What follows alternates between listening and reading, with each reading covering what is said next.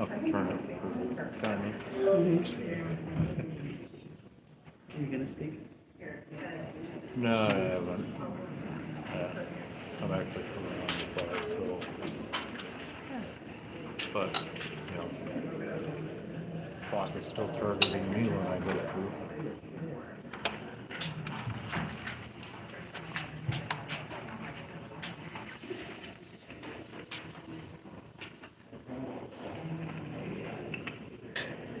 You're an equal opportunity offender.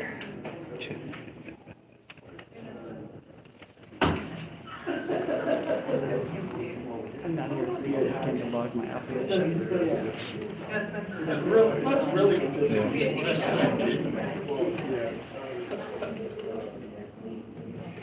Yeah, we, at the very, when he first showed up, and they don't do that anymore. Right now they can't see. Okay.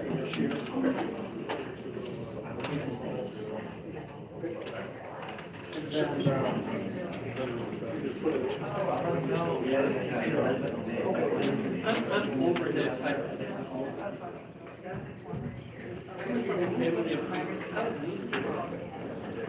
Yeah. It's like you get over it after. You know. Yeah, and the only reason I really record is because people still want to see it. It takes them almost a week to get, if you don't watch it live, it takes them almost a week to put it up on the archive.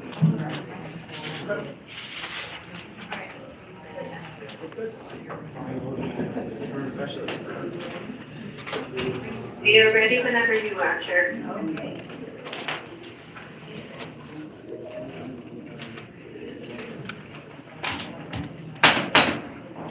This is the May 7, 2026 regular meeting of the Fire and Police Commission. Present are Commissioners Burgos, Evans, Fung, Spence, Spencer, World Patterson, and myself, Commissioner Horowitz. Commissioners Ramey and Schneider are excused. Also present are FPC Executive Director Leon Todd and Deputy Director Jay Cusick. Director, please proceed with the agenda. Thank you, Madam Chair. We will begin with item number 1, public comment. For those who would like to speak and are here in person, please come up and sit at the front table when your name is called. If you are appearing virtually and have registered in advance to speak, please use the raise my hand feature in the webinar tools and unmute yourself when called upon to speak. Each person will be given up to 5 minutes to speak, and as usual, we will begin with people who are here in person. We do have a new public comment form, and I think there may be some confusion about the additional comments and line where you indicate support or oppose an agenda item. Those were meant for those who did not wish to speak but wanted to submit a written comment or note their objection or support in writing. But it appears that that may not have been clear. So we'll see if we can make the public comment form clear in the future, and then I will call out everyone's name, and if you do not actually want to speak, you can just so indicate. But we will begin with Emilio Vittore from Milwaukee Turners.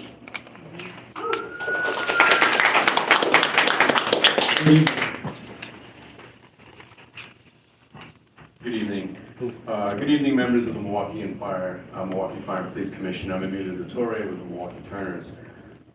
It's no surprise to you that Milwaukee is in the midst of a surveillance crisis. It was clear through the year-long push against facial recognition technology that residents don't want to be surveilled by law enforcement and military contractors through weird public-private business relationships. And I'm not even going to get into the personal abuses by individual officers. What we are hearing about Flock is more of the same. Last night, the city of Appleton voted to end their usage of Flock. Just this month, Oshkosh and Sturgeon Bay refused to renew their contracts, and Verona also.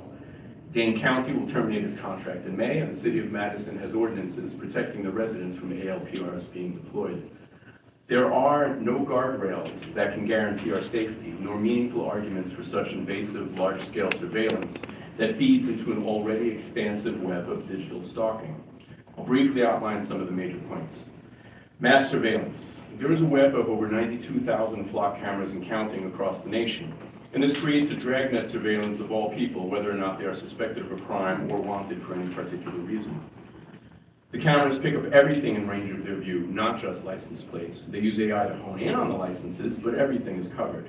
This has been shown extensively, and regardless of the data accessible through the agreement with MKE. Flock information is shared with the federal government. Flock CEO Garrett Langley says that groups that monitor flock locations and speak against the use of flock, like DFlock, are, quote, terroristic organizations whose primary motivation is chaos. A troubling response from someone we are paying to entrust with such power to surveil us. His backers, like Mark Andreessen, are big donors to the current president and to deregulation of tech and cryptocurrencies like this surveillance. They have clear financial and political interests in the expansion of this tech. Flock claims that it has never been hacked. This is completely false. Musician and engineer Ben Jordan used a commercial search engine to show how easily you can identify and access the administration interfaces of flock cameras, identifying where they are, and none of the data or information was encrypted. No username nor password was required. They were publicly facing and accessible by anyone. You can click and see every single person, vehicle, place, and activity that the cameras captured over those 31 days. You can watch the footage in real time or access historic footage. Not just select police officers, anyone could do this. He watched a man rollerblading and then looked at his phone, and the camera's AI automatically zoomed in on the phone. He watched a couple arguing in a market and then used easily accessible flock, public data, and facial recognition technology to identify who they were, that they had traveled 45 minutes from home to church that day, that they had just had a child, and had debt based on that new baby. One of them had just finished medical school, and the other was suffering from chronic irritable bowel syndrome. All of this from flock cameras. Given how Flock has created and is marketing the new product Nova to provide law enforcement a one-stop shopping for an aggregated database for synthesis and sharing, given how Flock financial backers are also supporters of our current federal abuses and practices, and given how Flock's website says that federal agencies it partners with, and I quote, can establish one-to-one sharing relationships with other law enforcement agencies, it is incredibly dangerous and unwise for us to continue to use this invasive product that forms such a large surveillance web to be integrated with other federal surveillance already being used to threaten and criminalize immigrants and political dissenters. In Carpenter versus United States from 2018, the Supreme Court ruled that accessing historical cell site data information, tracking an individual's movements over an extended period, constitutes a Fourth Amendment search requiring a warrant based on probable cause. The current power and applications of Flock go far beyond this. In cities like Syracuse, New York, their local ALPR system was searched 4.4 million times by police around the country without a warrant and shared with ICE, despite the intentions of their common counsel and despite promises to the contrary. This is just one example. It is being weaponized against immigrants, people seeking abortion access, demonstrators, and can be used for other problematic things we haven't imagined yet. Please follow the lead of our neighboring cities and cease the use of Flock. Thank you.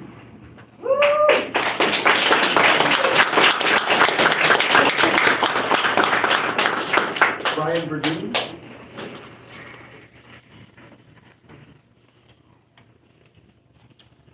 Good evening, sisters and brothers. How are you? Good evening. Good to see you all. I just wanted to come here briefly to say thank you, Commissioner Spencer in particular, for bringing this matter more forward in regards to stopping some of these unnecessary police chases. I was reminded of when we were campaigning for the passage of SOP 575, we had some private meetings with people who had been victimized by the police. And one of those victims was Larry Jody Jenkins. He was murdered by John Bartlett. And so the family came to meet. We met with the former Commissioner Chair Falone and one other commissioner. We brought many families to these private meetings. But the auntie of Larry Jody Jenkins, she said, "We don't know you guys. The community don't know you guys. And I want the community to know you guys." I remember I said last night, come on down to the Clinton Road Center, or Washington Park Center, have your meeting down there, and we'll bring you a big crowd. But So I'm grateful, Commissioner Spencer. I'm like, wow, someone knows one of our commissioners now, and I thought you did a fine job. But I'm also was convinced that, by the way, Larry Jody Jenkins was murdered by the same cop who beat the crap out of Frank Duke Jr. and ended up getting a 23-year sentence for his involvement in that. But so I was thinking, Commissioner Spencer, that you've probably been getting a lot of pushback already. God knows the Milwaukee Alliance Against Race and Political Repression has gotten a lot of pushback from citizens. Oh, Chase, get the criminals. You know, everyone thinks there's just criminals everywhere in Milwaukee. Get them, get them, get them. And you know, my rather unscientific survey, when I do follow up on the different neighborhood chats that I'm on, is generally white males in our city. Get the criminals, get the criminals, get the criminals, you know, so I'm like, God, you know, and so people tend to be for chases until it happens to their family, you know, and then all of a sudden, oh no, maybe we shouldn't do some of these unnecessary chases. So I want to thank you again, Ms. Spencer. And then I think the press is still not doing us justice in terms of like, it's just not Commissioner Spencer's proposal. This was voted unanimously, press. This was voted unanimously by the Fire and Police Commission. So it's not just Spencer's initiative, it's the entire commission that is moving in unity, and I thought it was really good. And frankly, Mr. Burgos, I was sure you was getting a lot of pushback too, like, my God, why are you guys siding with those, you call us activists? Actually, we're upstanding citizens, homeowners. All of my kids go to public schools. I've lived in this city all my life, a former teacher and a professor. You know, so I'm not just an activist, and all of these folks aren't just activists. We're concerned citizens that want a safer city, you know, so, and Sister Horwitz, I think you'd be great on TV too. If you get, I really do. I was like, you'd be great, you know, to be able to put this forward to the community. This is not to stop police chases, but it is to try to, you know, modify it a little bit. Mr. Spence, you're the one who said, can we compromise somewhere? And I was puzzled when you said that. But this is actually a compromise, and I think it's a good compromise, you know, so let's keep pushing forward on this matter. And lastly, I just want to say that I'm in full support of the efforts to stop these cameras from spying on us when we're driving down the streets, to so-called flock cameras. Let's do away with those two, and as a brother from Turner said, you know, let's join our neighbors around Wisconsin and get rid of these cameras. And let's lastly sue to get rid of Act 12, okay?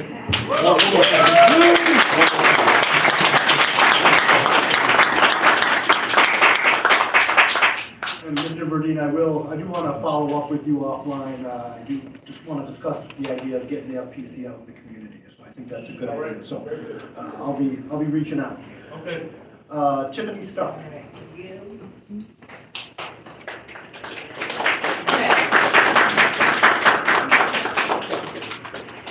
Hello everyone, I'm going to report. I don't have an actual written statement. I'm winging it, but I also just want to say thank you to all of you again. We're in a waiting period right now, waiting on Chief Norman. Like I said, I hope he does the right thing with this. We're not asking for these chases to stop. We're asking for more safe measures so people can get home to their families and not die for something that's stupid. So if not, I already got my paper here ready with the 5 alder people on the Public Health Safety Committee that we will be calling. So it's not a surprise how I feel about a lot of things, and because I've been so focused on my daughter's father, there's other things I wanted to talk about. And even with the police chases, the mental health aspect. People do not understand, and I'm fighting with people on Facebook all the time. And I want to thank you, Bree, for your wonderful story or your response to debunk the BS about this and being able to give your comments. And of course, people are going to come, and I'm fighting with people on Facebook all the time. But what people don't understand is the brain. And I studied the brain because I'm a social worker. And the whole response when you're in a heightened situation, fight, flight, freeze. And these are young people. Their brains are not, most of these people are young and their brains aren't fully developed. So I'm trying to constantly educate people on that. And also the fact that You know, I'm not very happy that there's no public forum for the city common council to have comments, so we have to come here.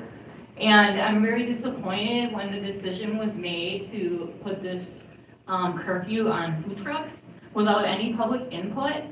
I'm sorry, but the issues that we're facing downtown have nothing to do with food trucks. People are angry. We have a mental health crisis going on, and no one talks about mental health at all.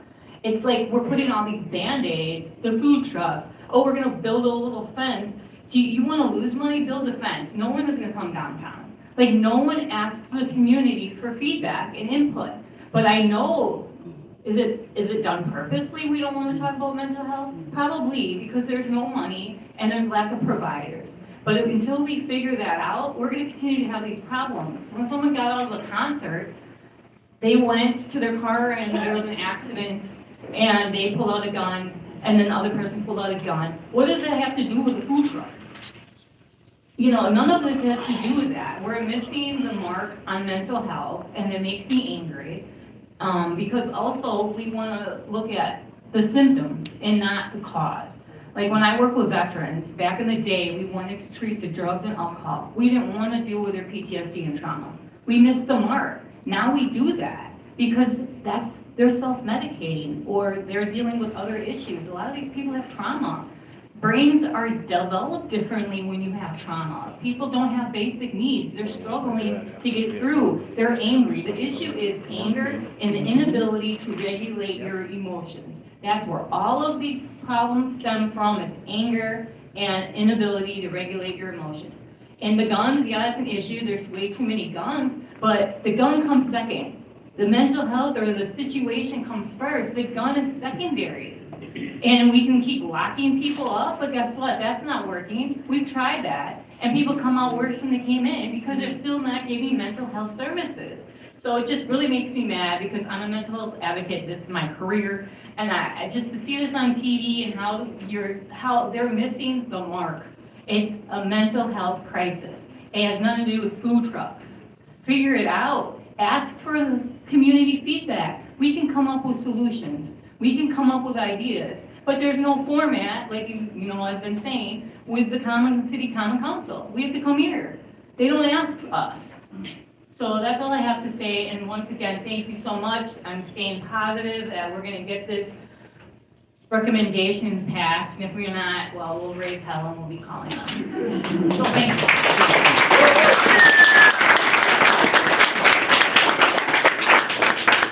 Alex Larson.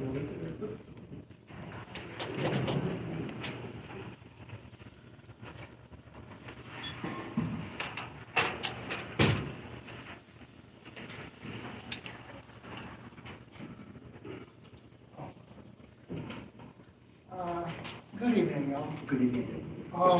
Just as a point of clarity, I want to lift up the fact that the police department should cancel its contract with Flock, but I just want to clarify that contracts themselves are not under your purview, correct? That's under the purview of the common council, Yes. the finance and personnel committee. To a certain extent. And then the audit function and the procedural function lies in this body. So we do have an audit unit, and a flock audit is one thing that we are working on as part of our 2026 audit plan. And that will, I don't know what the audit's going to show until it's done, but it could contain recommendations for policy training, things like that, or it'll also assess the compliance rate with the current policy. So secondly, I want to lift up the letter that's from the 4 older people that's attached in the legislative file, because I think this points to the fact that we have a governance gap where the contract lies at the common council, whereas the oversight function sort of lies with the FBC, and something like a community control over policing surveillance ordinance would kind of merge the two. So we can have wholesale discussions over whether we need these contracts and have the oversight function be all in one place. Executive Director Todd, I just want to point to historical examples during your tenure of how we've looked at other departments and sort of gleaned best practices and data from them. When we've talked about past SOP changes to, banning chokeholds or no-knock warrants or SOP 575 or the this pursuit policy that's just recently come to pass. All of these are sort of like, you know, looking at outside municipalities and see what they do different and trying to, you know, advocate for how can we mold our city and mold the discussion around public safety and make it safer for everyone. The thing with CCOPS is that we also have 26 municipalities that already have this established. And I don't know if that's an LRB thing or if that's like a FPC researcher thing, but that would be ideal because at the end of the day, you know, tonight we're talking about the 31 ALPR cameras that exist in the city, but they are a cog in a much larger surveillance ecosystem that exists throughout the city. And I would make the argument that we don't know the full extent of what's out there and what the department has access to. And that, again, goes to the need of why we need a public forum to discuss all these things. The contract, the oversight function, and the audit functions all in one place. And there are 26 other places that have that sort of governance in place. And I just want to give a shout out to the 4 alders that wrote that letter that have called for, okay, how do we get a roadmap from where we are now to having these structures in place? So I just want to lift up those 2 things because as I wrote to you previously and as, you know, I said, there is a much larger ecosystem than what we're just discussing tonight in that communication file. So yeah, I would just like to reiterate, I'd like to lift up the fact that this flock contract should be canceled, and I'd like to lift up the fact that we need a governance model that allows us to have discussions to cancel these contracts in the first place. Thank you for your time.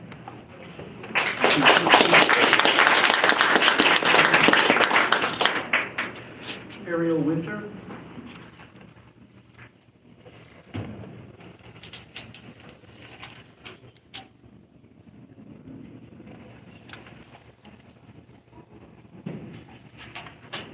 Good evening. Good evening. Hi, my name is Ariel Winter. I'm an organizer for the ACLU of Wisconsin and also a resident of the 4th Aldermanic District of Milwaukee. Unfortunately, through my job, I've become all too familiar with lock cameras and other surveillance technologies, and that's what employed me to speak on behalf of my community today.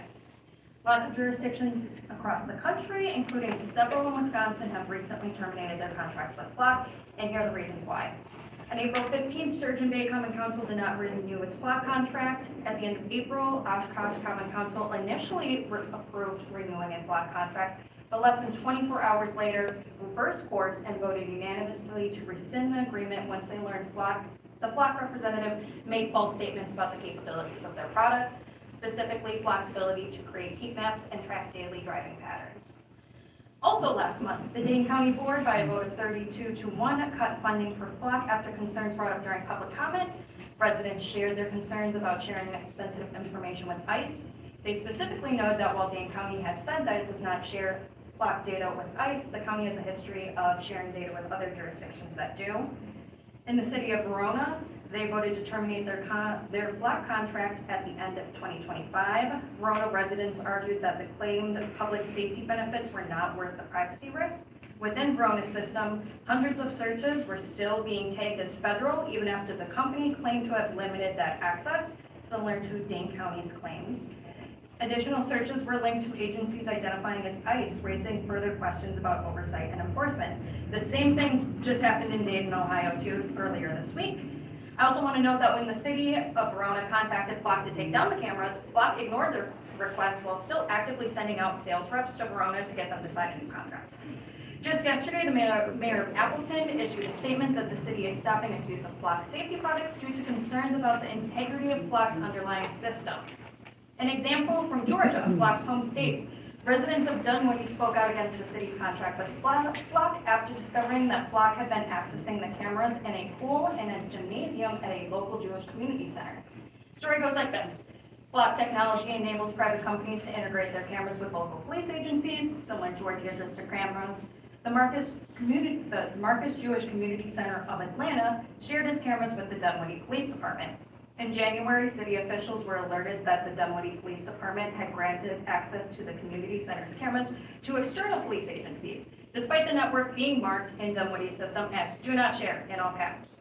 Then, through an open records request, a Dunwoody resident uncovered records of Flock employees accessing the camera feeds from gymnastic rooms, pools, and fitness centers at the Jewish Community Center.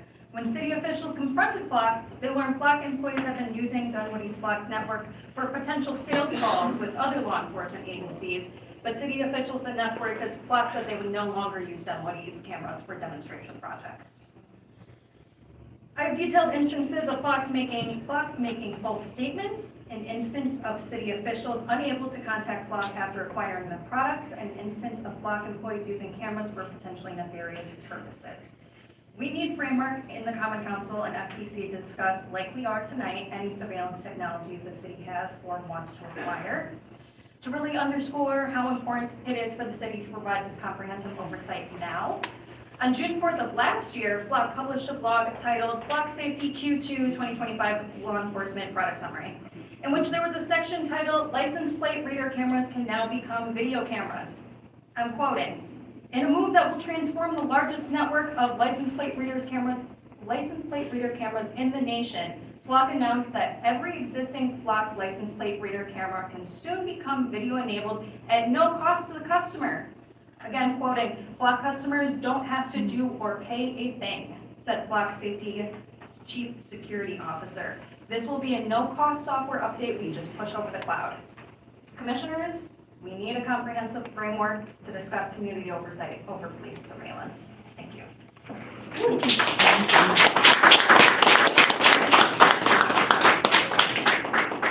Amanda McQuaid.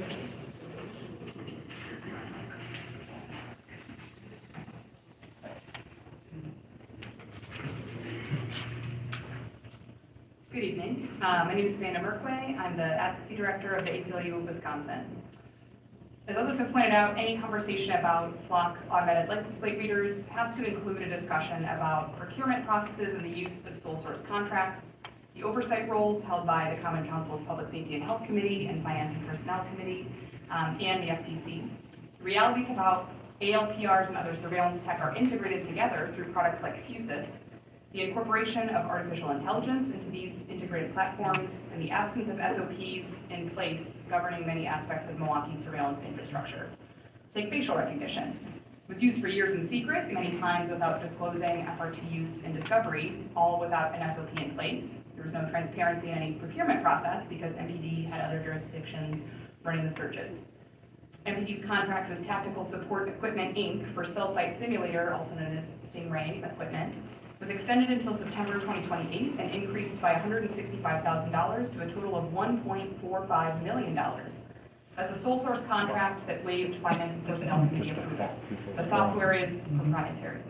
To my knowledge, there's no SOP governing the use of cell site simulators. MPD has a contract for Fusus, a company that was acquired by Axon, which is a real-time crime center platform that integrates private surveillance cameras, drones, automatic license plate readers, and other feeds into a single police-accessible interface. Sole source contract. To my knowledge, no SOP specifically governs the use of Fusus and its AI-powered search functions. MPD acquired an open source intelligence tool ahead of the RNC, entering a contract for AI-powered software from a company called Babel Street. Reporting from 2024 from the Wisconsin Examiner notes, Babel Street draws on a wealth of online information to gather intelligence for police. An aspect of the software known as synthesis allows MPD to understand the profile of key influencers based on attributes such as person or organization, location, occupation, interests, areas of influence, and communication style, which are all automatically tagged for millions of accounts using an AI model, while still giving the city an option of manual tagging. Babel Street also allows MPD to pair keyword searches with geofencing, thus alerting the department to posts within a specific geographic area. MPD's new open source intelligence tool also enables data to be extracted from the dark web, parts of the internet which are not intended, or which are not indexed in search engines and require specialized internet browsers to locate. I found no SOP governing the use of AI intelligence tool without a warrant. Finally, Flock cameras. As of September 2025, there's 31 MPD Flock cameras. I was able to get a list of the locations through an open records request, but no clue how these specific locations were selected and how many other cameras MPD and the Fusion Center have access to with ALPR capabilities outside of those 31 Flock cameras. MPD's sole source contract with Flock Group Inc. was increased from $100,000 $100,400 to $182,900 back in February for the contract that runs through January 26, 2027, a contract term extension that was already granted without Finance and Personnel Committee approval in 2025. It's our understanding that the requirement for single or sole source service contracts to be approved by Finance and Personnel Committee under the city charter was not applied to this contract amendment on the grounds that the contract involves services related to proprietary products. As I've raised previously, we desperately need a framework for the transparency of existing surveillance technology because the Common Council and the FPC may not be privy to the answers to some very basic questions about these technologies used to surveil Milwaukee residents. How does each surveillance technology work? Well, first, which ones do we have? How do they work? What is the intended purposes of each technology? What's the physical impact of each technology? What and whose information is being collected and how is data stored? If the technology is not uniformly deployed or targeted throughout the city, what factors will be used to determine where the technology is targeted? What potential adverse impacts does the surveillance technology have on civil rights and liberties? And what standards must be met by government entities when sharing surveillance data with third parties, whether that's a private third party or another government entity? As the March 11th letter from alders to the FPC noted, a framework adopted by many jurisdictions across the country called Community Control over Police Surveillance, or CCOPS, could provide the FPC and Common Council and the public answers to these basic questions and ensure transparency and basic democratic accountability. Milwaukeeans should not be surveilled in secret. It's not good governance. Thank you.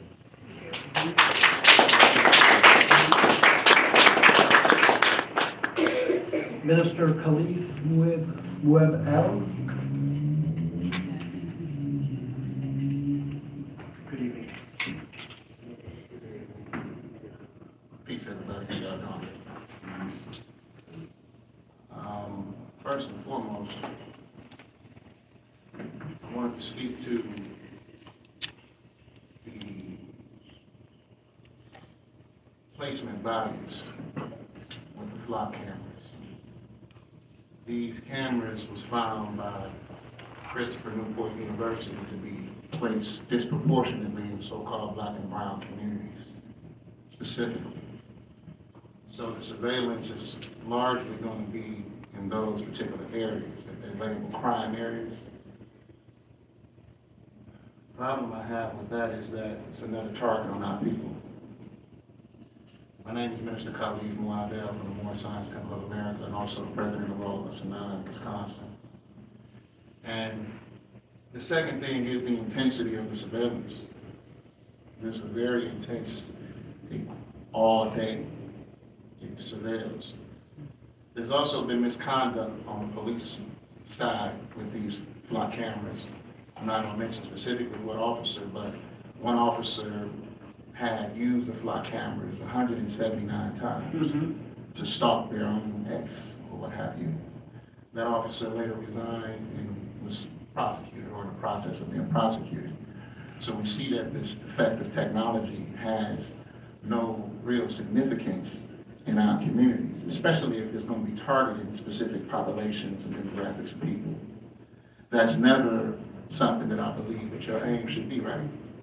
So I believe that if there is going to be any kind of justice around this issue, banning the usage of it altogether is probably the best way to go.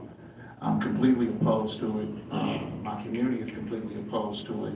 And also, it's assisting other law enforcement agencies in being able to do their jobs when they don't need that assistance, if that makes sense. The FBI, ICE, all of those people are using these other gateways to gain access to other people. And this is what's happening with this crisis, with the ISIS situation, with the immigration crisis. They're studying, targeting our people. And mainly, everybody that came up here, they spoke very eloquently. And I appreciate everybody that spoke before me, so I don't want to be redundant. But what I do want to say is that you guys are all people. You all are human beings. And we know that our Fourth Amendment rights are already being infringed upon in this administration by every which way we possibly can think of. So if there is another additive to that, that's only going to create more frustration. Somebody got up here and spoke about mental illness. People that live in high, impoverished areas that we live in, so-called black and brown people, they come from horrid circumstances, of course, they're gonna be paranoid a lot. So that will probably lead to law enforcement chases and things of that nature. Because I know when I grew up, at 12 years old, I know I was beaten by police at 12 years old. So naturally, every time I saw police, I took off. So I'm pretty sure that if there are officers in schools and all these other areas where they're having these negative interactions with officers and things of that nature, that anxiety is gonna be always up there. To assist them in that particular regard, with putting more flock cameras there and putting more stress on those populations is also exacerbating in circumstances in the community that creates more violent opportunities for things to happen and other people that are innocent bystanders are harmed by that. So with that being said, I appreciate your time, but I really want to make sure that we put an end to all of this excessive surveillance. I don't know what the purpose of it is.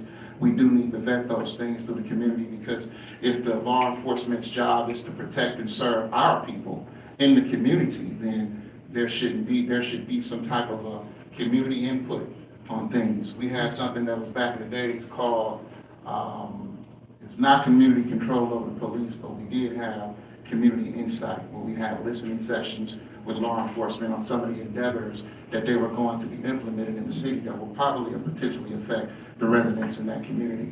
And I'm thinking that something like that needs to happen here in Milwaukee, if that makes sense. So I appreciate your time and patience. God bless.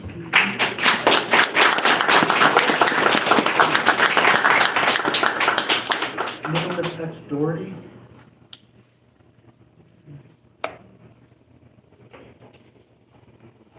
Good evening. Greetings, Commissioners. My name is Nicholas X. Doherty. I'm the Confederate Mass Incarceration Coordinator at the Milwaukee Turners. I want to start by saying that living under the invisible chains of white supremacy is a painful and demoralizing experience. When it comes to structural violence, Milwaukee has broken records. Milwaukee, being a city with a majority non-white population, is suffering and in pain. Milwaukee has consistently been ranked as one of the worst cities in the country for black people. The black community in Milwaukee is socially isolated and hyper-segregated. I say that to say that people on the outside looking in don't understand what it's like to live under these conditions. Therefore, they lack empathy. So we are looking at crime through the wrong lens. Crime is an indicator of oppression. What causes crime is unmet human need. When people have unmet needs, it is human biology to survive, and punishment certainly will not curb survival. This room will be packed beyond capacity, way more than what it is now. With people from marginalized communities, still, most of our people don't have time to come because of structural violence has them worried about where their next meal will come from, how they will pay their rent, or where they will sleep tonight. In other words, when you have to survive, it becomes really hard to focus on freedom, justice, and equality. But when you're dealing with a white supremacist mind, survival gets framed as criminality, poverty gets framed as irresponsibility, and large areas get stigmatized, which gives the pretext for mass surveillance. So today, I am here to oppose flock technology, which is an aspect of that oppressive mass surveillance apparatus. Flock technology is a form of social control and does not address the needs of Milwaukee. Instead, it communicates to Milwaukee residents that aspects of government and law enforcement view large portions of the population as enemy combatants. This kind of surveillance technology is the same kind they use on battlefields as counterinsurgency tactics. And now the police act as a domestic military, implementing battlefield tactics on poor and non-white communities all over America. There have been over 53 cities, including Appleton, that have either discontinued this technology or rejected it altogether. I think it would be in the best interest of Milwaukee to discontinue using flock or any other automated license plate reader technology. So I am asking you, the commission, to oppose this technology. Thank you for listening.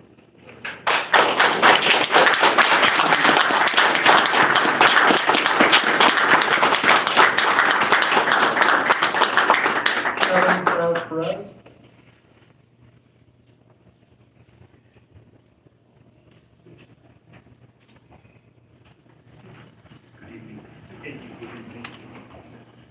I think tonight I'll start with use of force. So I think we need to broaden our view of what force is. From the conversations I've heard, it's about like the weapon being drawn and used and things like that. Absolutely, I think all of that is use of force and violence. But also, just in my observations of the world, like what escalates things is like when how people talk and what people say. And so like even the words that people are saying, I think can be forceful, uses of force and violence. And I know like it's hard to think about all that and document all this and everything, but I think that absolutely needs to be considered of how are people interacting with each other when police come into a situation and it's tense and there's a lot of stuff going on. It's like how something is said, what something is said, names that people are called, all those things can escalate situations and create violent situations and escalate things. And so I think when we think about what is force, what is violence, who is using that, it's like, I think we need to include that in that conversation and think more about how what people say will can affect and escalate situations, and how that should be maybe considered violent and use of force. So yeah, that's just hopefully we can talk about that as that comes up in the agenda. Then I'll move on to flock. I don't think we need an audit of flock. I think we know through all the things that people have been saying, through all the other municipalities that have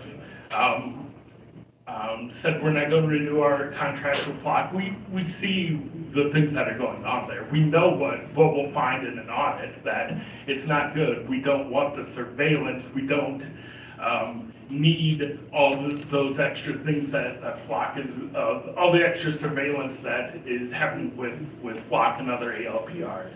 We know that it's not always accurate. We know that it's used in secret. We know the harm that comes from it. And then beyond that, it's just the will of the people, of like, people are coming and saying, we don't want this. And so it's like, we don't need an audit to show us that this isn't wanted here, that there's harm that comes from the use of flock and other ALPRs. So yeah, the mistrust that is already between the community and the police is just exacerbated when you have already over-surveilled communities, having like, where is this coming from? And it's being done in secret. We don't know what's happening. It just adds to the mistrust, and obviously it's the will of the people to not have any more of this surveillance. And so let's cancel this contract with flock and all ALPRs. Thank you.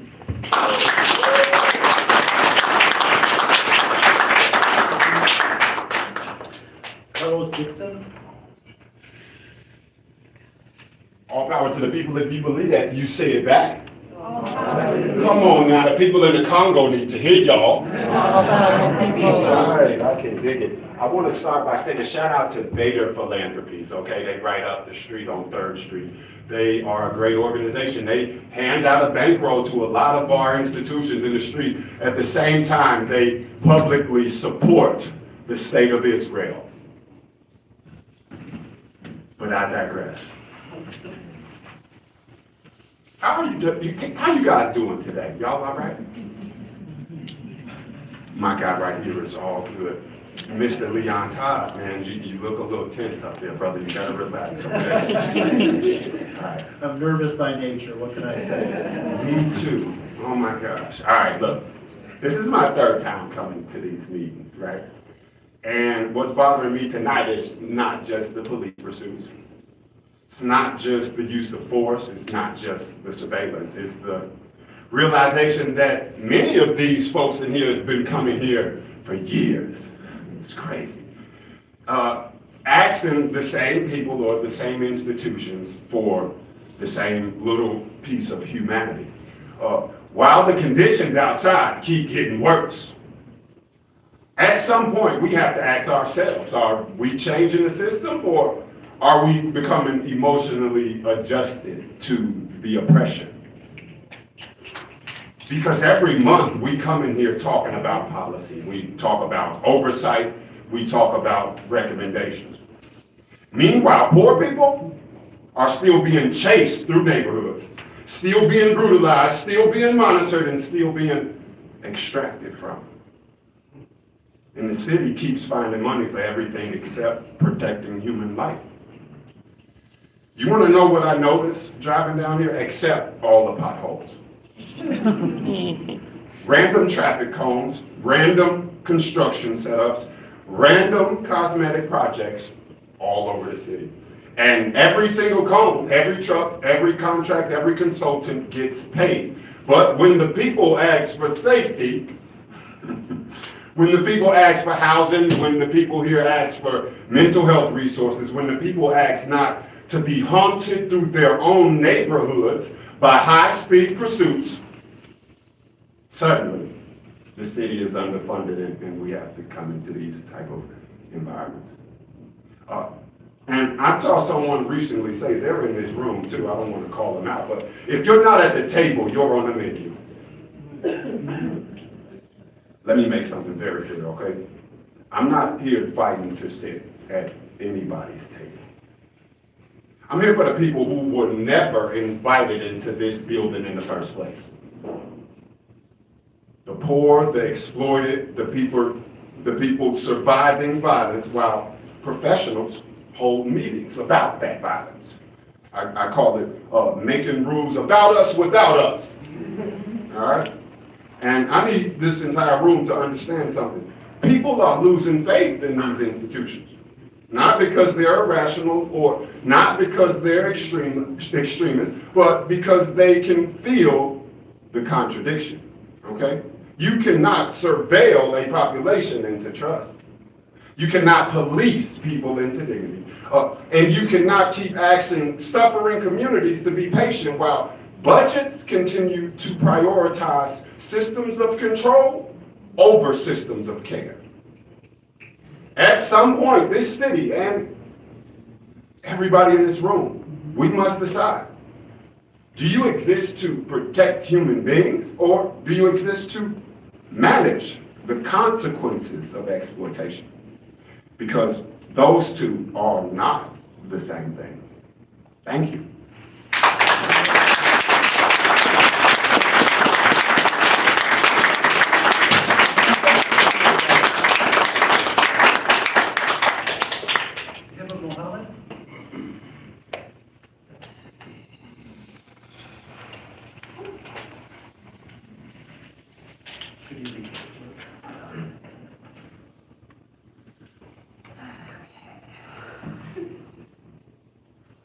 Hello, good evening.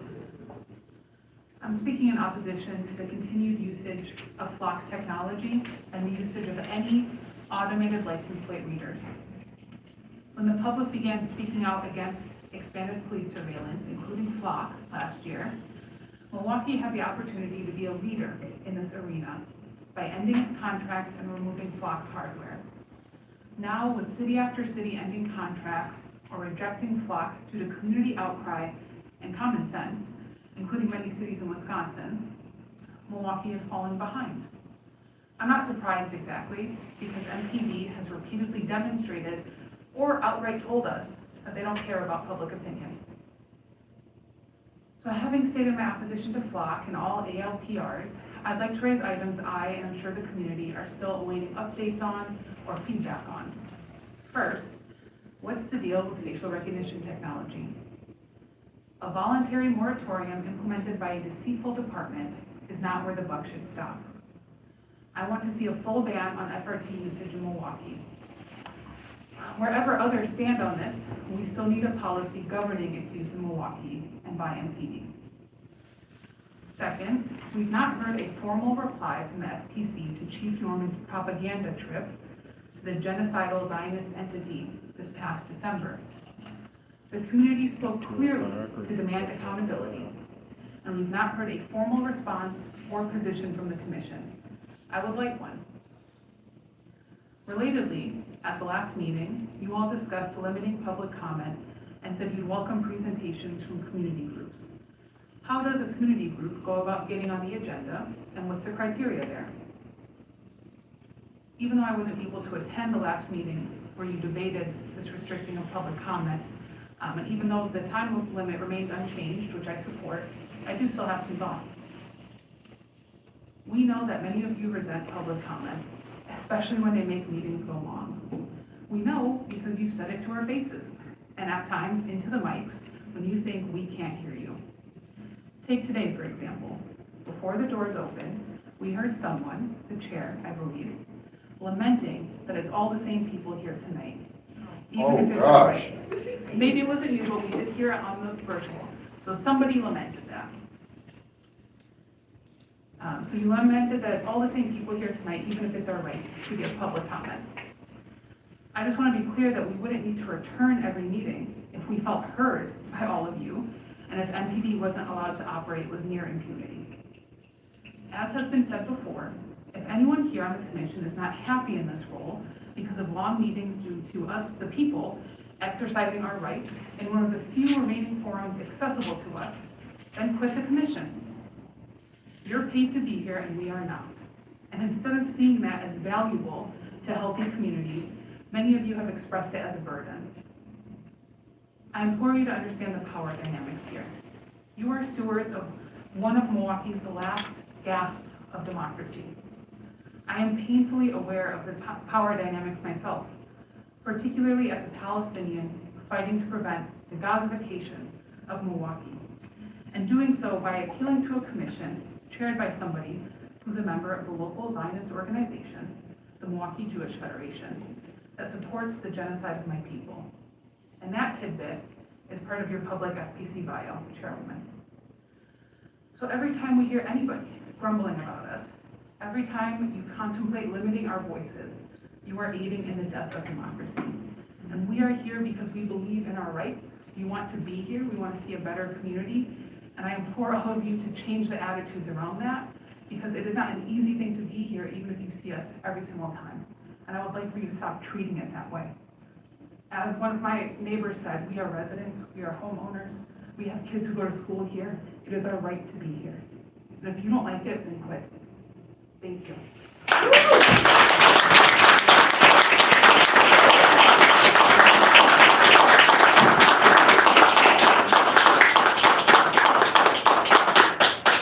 Stephanie, there's no last name listed. Good evening. Good evening. Again, hi. Okay, so if I could repeat everything that Emilio and Amanda and others have said, I would. Everything we need to know about the efficacy and quote-unquote safety of flock cameras is there, and we keep having to say the same things. If you're tired of hearing them over and over again, we're equally as exhausted by having to raise the same critical and salient points over and over again with no significant shift coming out of this body or the MPD or from the MPD. Though there is still the endless push to push it forward, endless drive to push it forward. This tech and access to it is continuing to evolve and widen at a pace far in advance of us having the proper safeguards in place to prevent its violent and potentially deadly misuse. If we consider this current period as the beta testing of what the use of flock can be, we are getting the results of that testing. Any potential benefits of this tech do not outweigh currently the harms, period. The stalking of private citizens by those who purport to protect them, the unprotected sharing of the data, usage without a warrant, hacking, and as we know, these cameras can be easily software updated to use FRT, which is already a battle we have been fighting and have put a moratorium on in Milwaukee. All while Flock itself, as a company, is making a push in courts to not have to disclose where these cameras are being placed. The community is crying out for help, as you are hearing, not for Flock cameras. No one is asking for that, or very few people are asking for that. Why is this not being heard? People want to be protected from the violences that are being committed by those who are in positions of power.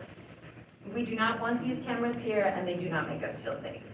And then additionally, I just want to add, because I thought of this, was it this week? It was like a few weeks ago, I parked in front of the federal courthouse or something, and I didn't know I was in the zone where law enforcement cars are supposed to park. And as I was getting out, a cop came out of the vehicle in front of me, and I was fixing things in my car, and he said, "You can't actually park here, these are just for law enforcement vehicles. You'll get ticketed and towed like right away." And I was like, "Oh, okay, thank you." And I got out, and when I got out, I realized that both of the cars that were parked in front of me that are these law enforcement cars had their license plates scratched out, which we know is a move by cars to not be read by automatic license plate readers. So if our cops themselves are doing it, what is that? Isn't this supposed to keep us safe? Isn't this tech that they want us to have? So if the cops, who are the people on the inside who want this in place, don't actually want it being used on their vehicles or telling where they go, what does that tell us? And I want that to be responded to. Thank you.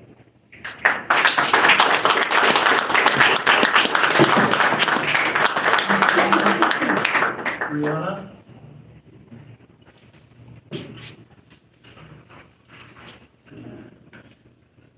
As was previously mentioned, I've been here and so many other community members have been here so many times speaking out about Flock and other surveillance technology that's being forced on Milwaukee citizens. And what it boils down to this is this: why do we need a citywide mass surveillance system that tracks where ordinary people go, who they associate with, and what personal decisions they make? As Emilio spoke about as well. That should concern every single citizen in Milwaukee, especially when there have been so many instances of how these cameras have been misused, hacked, or otherwise just used in a disturbing way. Investigative reporting from 404 Media has repeatedly exposed serious concerns about Flock safety practices. Their reporting shows that federal agencies and immigration investigators were able to gain access to Flock camera data through local police partnerships, creating what many experts describe as a backdoor national surveillance system. 404 Media also revealed that Flock considered using hacked and breached personal data in its investigative products before public backlash forced the company to back away. That should alarm everyone. A company willing to even consider integrating stolen data into policing tools should not be trusted with sensitive information about Milwaukee residents. There are also growing concerns about cybersecurity misuse. Reports have documented stolen police logins, unauthorized access risks, and officers using surveillance tools improperly, as I'm sure you're well aware. And across the country, citizens like Appleton, Oshkosh, Verona, Sturgeon Bay are beginning to reconsider or remove these cameras because communities no longer trust these systems. The MPD are trying to sell us on why we need a mass surveillance system that's being sold as a public safety tool, and I don't buy it. As technology is advancing, our civil liberties are rapidly disappearing. Where will it end? As others have noted, we need a comprehensive framework for oversight and real community control of police surveillance. Get Flock out of Milwaukee. Thank you.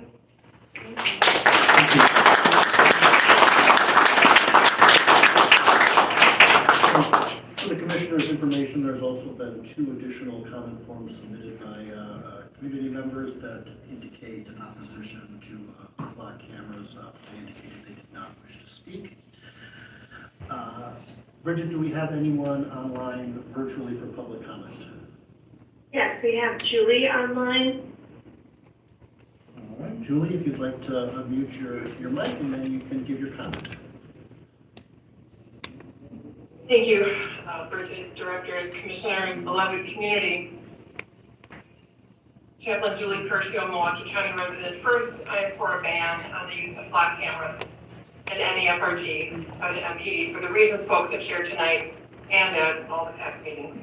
Secondly, I am for any additional restrictions that can be implemented to reduce the plague of reckless police car chases in Milwaukee. And third, I am well aware that during these dystopian times, international law remains an illusion. However, international bodies still exist, like Amnesty International, the United Nations, the International Court of Justice, the International Criminal Court, Human Rights Watch, Doctors Without Borders. I could go on, so many others. But what do all of these international organizations have in common? They have all recognized that the genocidal apartheid Zionist regime that is currently occupying Palestine is a chronic violator of human rights. That's right. The genocidal, racist, Zionist entity known as Israel is internationally recognized as a chronic violator of human rights. You may ask, what does this have to do with Milwaukee? Exactly. Chief Norman, Chief of Staff Huff, anybody on the commission who supports those two. Why in the world would the chief of the Milwaukee Police Department train with the racist, genocidal regime of Israel, an internationally recognized violator of human rights? Reports from Amnesty International a decade ago documented widespread constitutional violations, discriminating enforcement tactics, and a culture of retaliation by the Baltimore Police Department, a police department that received training on crowd control, use of force, and surveillance from the genocidal entity called Israel. Just like Chief Norman, why was this allowed? We keep bringing this up. What is being done to ensure this never happens again? If we are currently stuck with police departments, I believe they should receive training from partners that will train on such things as de-escalation techniques, working with the mentally ill, the mentally challenged, training on constitutional rights of people using nonviolent protests to express their opinions, things like that. I grant you'd be hard-pressed to find an ethical police department. That would be an oxymoron, I guess. My God, though, of all the places, Israel. You would think people would have the basic decency to not train with such an evil entity, but here we are, and we keep bringing this up. What can be done by this commission to ensure that such egregious training never happens again? When will the public be informed of what the chief was doing over there? What other training options or entities are available? Do y'all investigate any training organizations for efficacy or ethics? Who is involved in the decision-making about where training is received? Or is it just a matter of accepting from any entity that wants to buy you off, pay for your trip, take you sightseeing, put you up at the Ritz-Carlton? I mean, I get wanting to train outside of this corrupt and dying nation, but Israel, Judas Priest, how about checking out police training in Finland, Norway, Sweden, Switzerland, New Zealand? Have you checked out any places that are highly ranked by their citizenry, highly ranked for their global reputations? Please, we keep begging you to be transparent about what happened on that trip and what can be done to ensure it never happens again in order to protect and prioritize the safety of the people of Milwaukee. Will it be put on the agenda ever so that it will be formally addressed, or are you going to keep ignoring our concerns? Free Milwaukee from dangerous policing, free Palestine, it's all connected. I thank you for your time.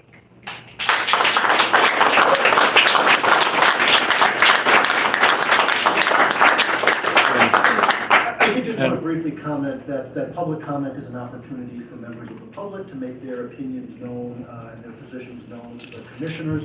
It's not necessarily for back and forth comment or question and answers. That said, there's a number of items that have been raised here that are not on the agenda that people have indicated they would like more information on. Even if they are not on the agenda, people are free to reach out to the FPC department and ask to speak with myself, and I'm happy to do my best to answer questions. So I did just want to say that. Richard, is there anyone else virtually for public comment? There are not, Director. Multiple records. Right. You want to speak? There being no further comments, Open records. this concludes the public comment portion of the meeting. Director, please proceed with the agenda, and I request that item number 10 be moved up. I'm sorry, that's what I'm talking about. Yeah, right, we're going to move it. Oh, he's requesting that we leave where it is. We gotta Leave it alone? Yeah. Okay. Why? Right on the piece of paper. Trouble in paradise. I don't agree with that.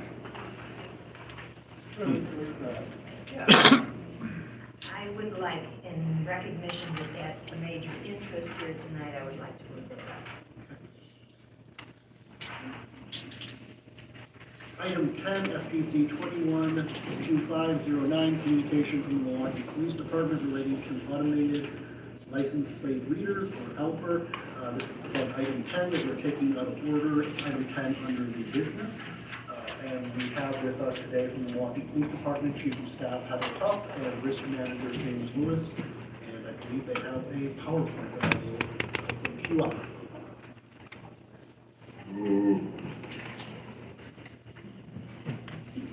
I will say preliminarily that you cannot have outcries from the audience. If you have more to say in response to new information, please put it in writing and submit it to us, but do not disturb the conduct of this meeting. Whoa.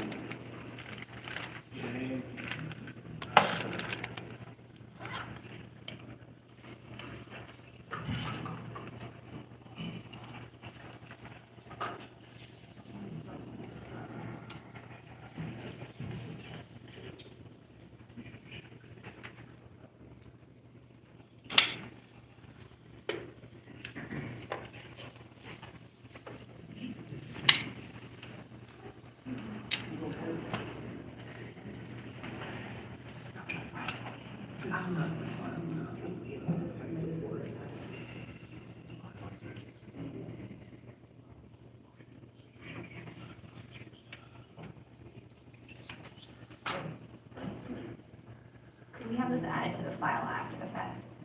Yes. Thank you. So, good evening, commissioners, and thank you for this opportunity to discuss all of the different auditing functions we have put in place for our flock system. I do want to start out and acknowledge all of the public comments. The Milwaukee Police Department appreciates the public comments that are made, and despite disagreeing on many issues, we take all of these comments to heart and we take them seriously. So thank you to all of those who came out, and thank you to all those who are staying for this presentation.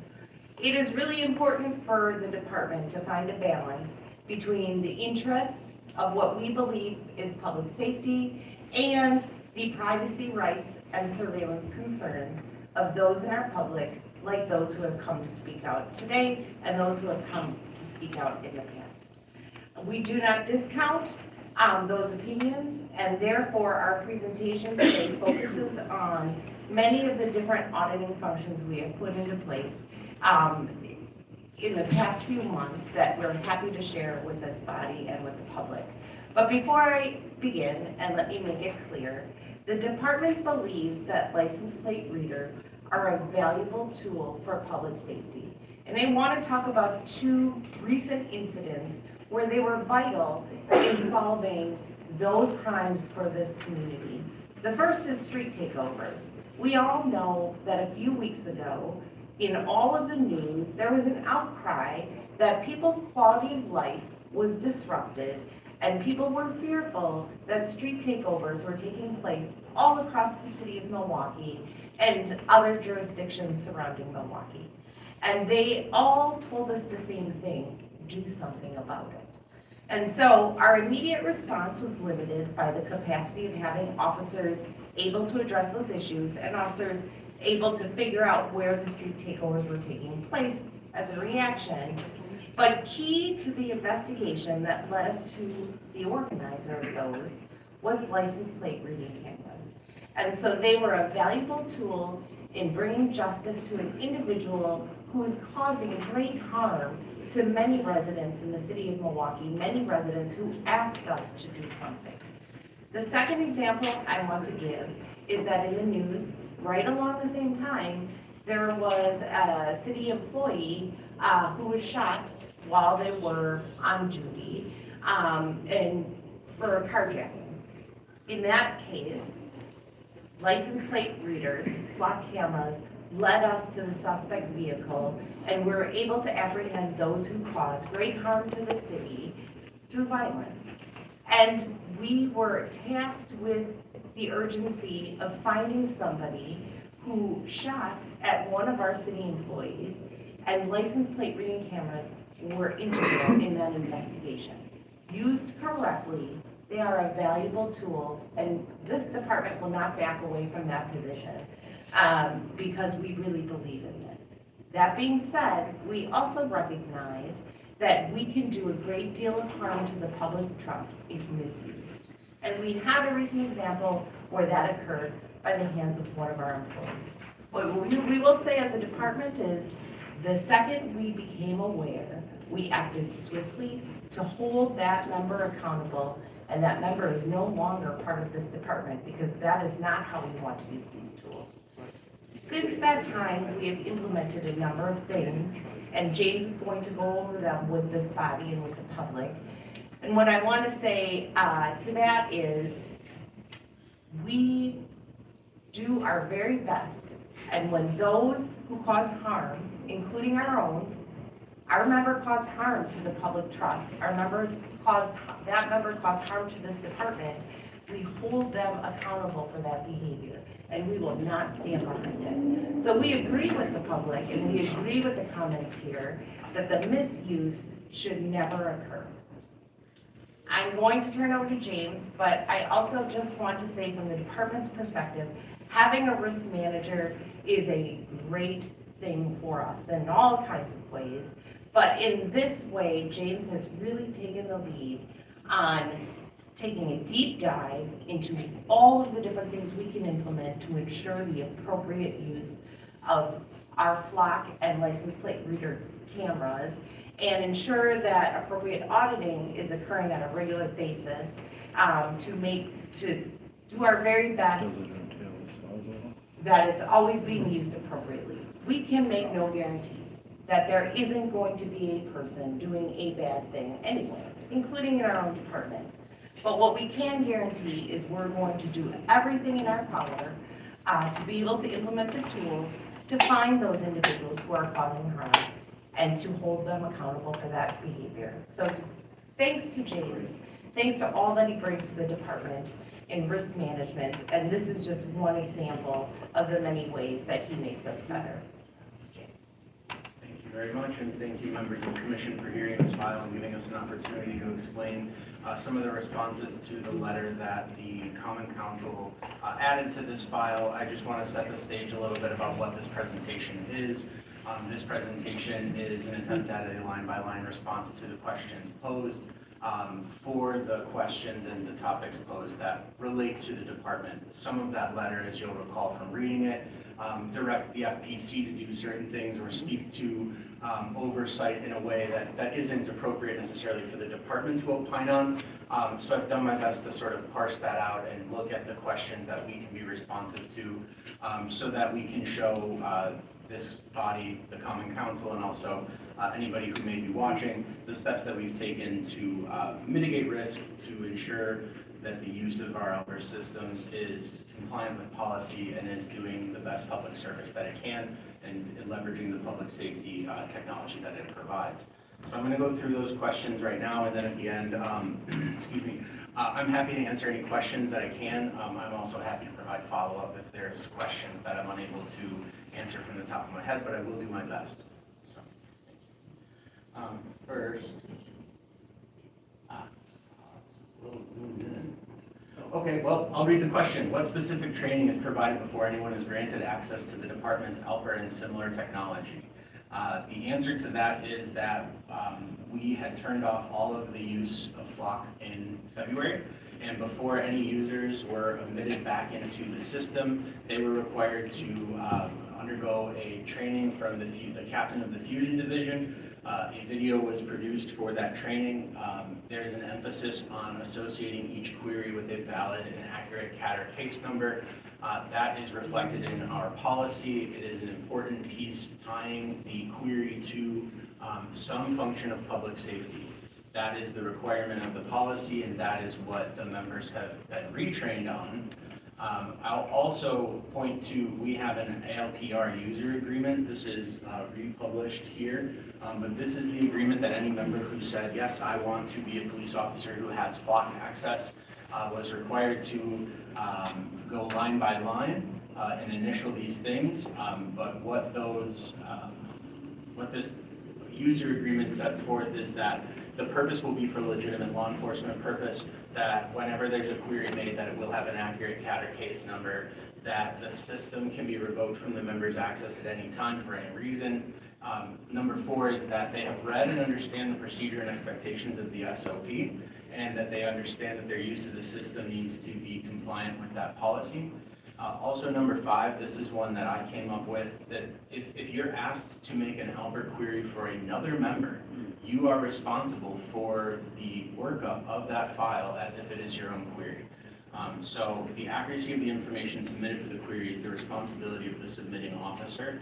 And then number 6 is more of just a reminder, but it's violations of this agreement or the policy are subject to discipline. The member then signs it, the member's commander, basically vouching for that member, then signs it. Those members who submitted those are then vetted again by Fusion before they are allowed access to the Alper technology. That vetting includes whether or not they have incidents of misconduct that would make it inappropriate for their use.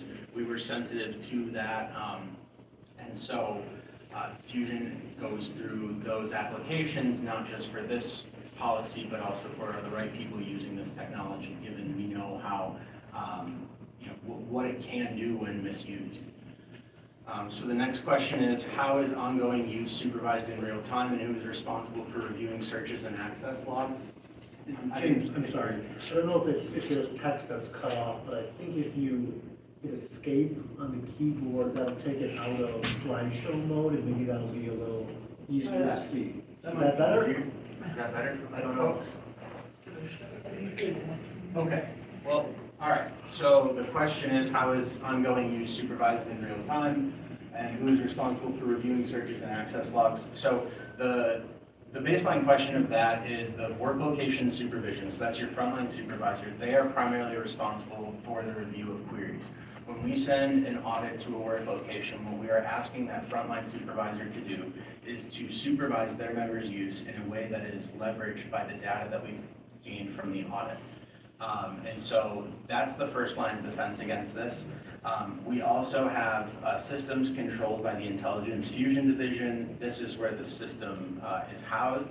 They are the entity of our department that is primarily responsible for the administration and oversight of the use of this technology.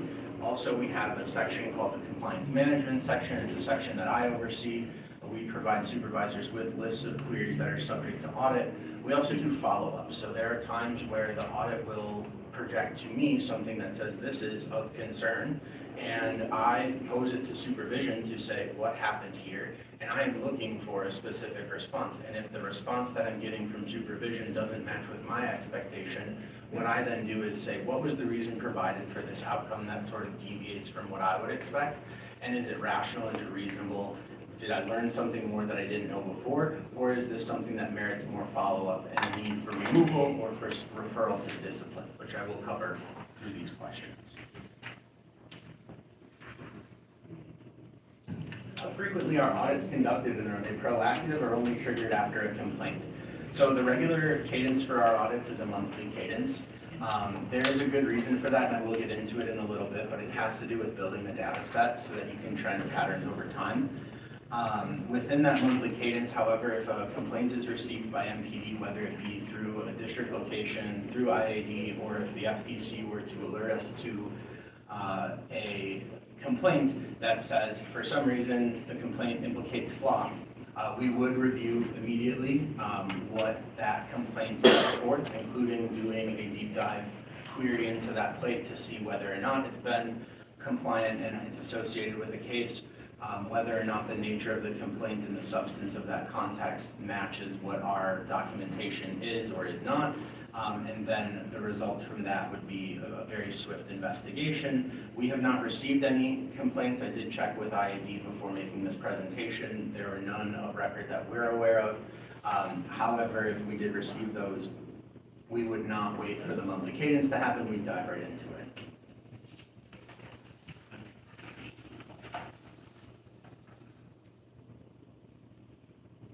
What disciplinary policies exist for violations, and are they consistently enforced?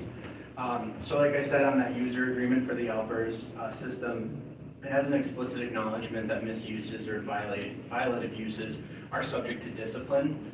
Our discipline matrix, which the commission is very aware of, does ensure consistency in enforcement.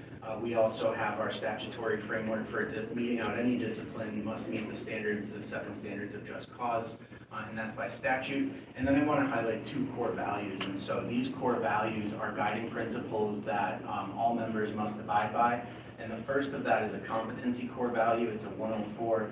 And that means that police investigations must be based at a minimum on reasonable suspicion or the occurrence of an actual or possible criminal offense.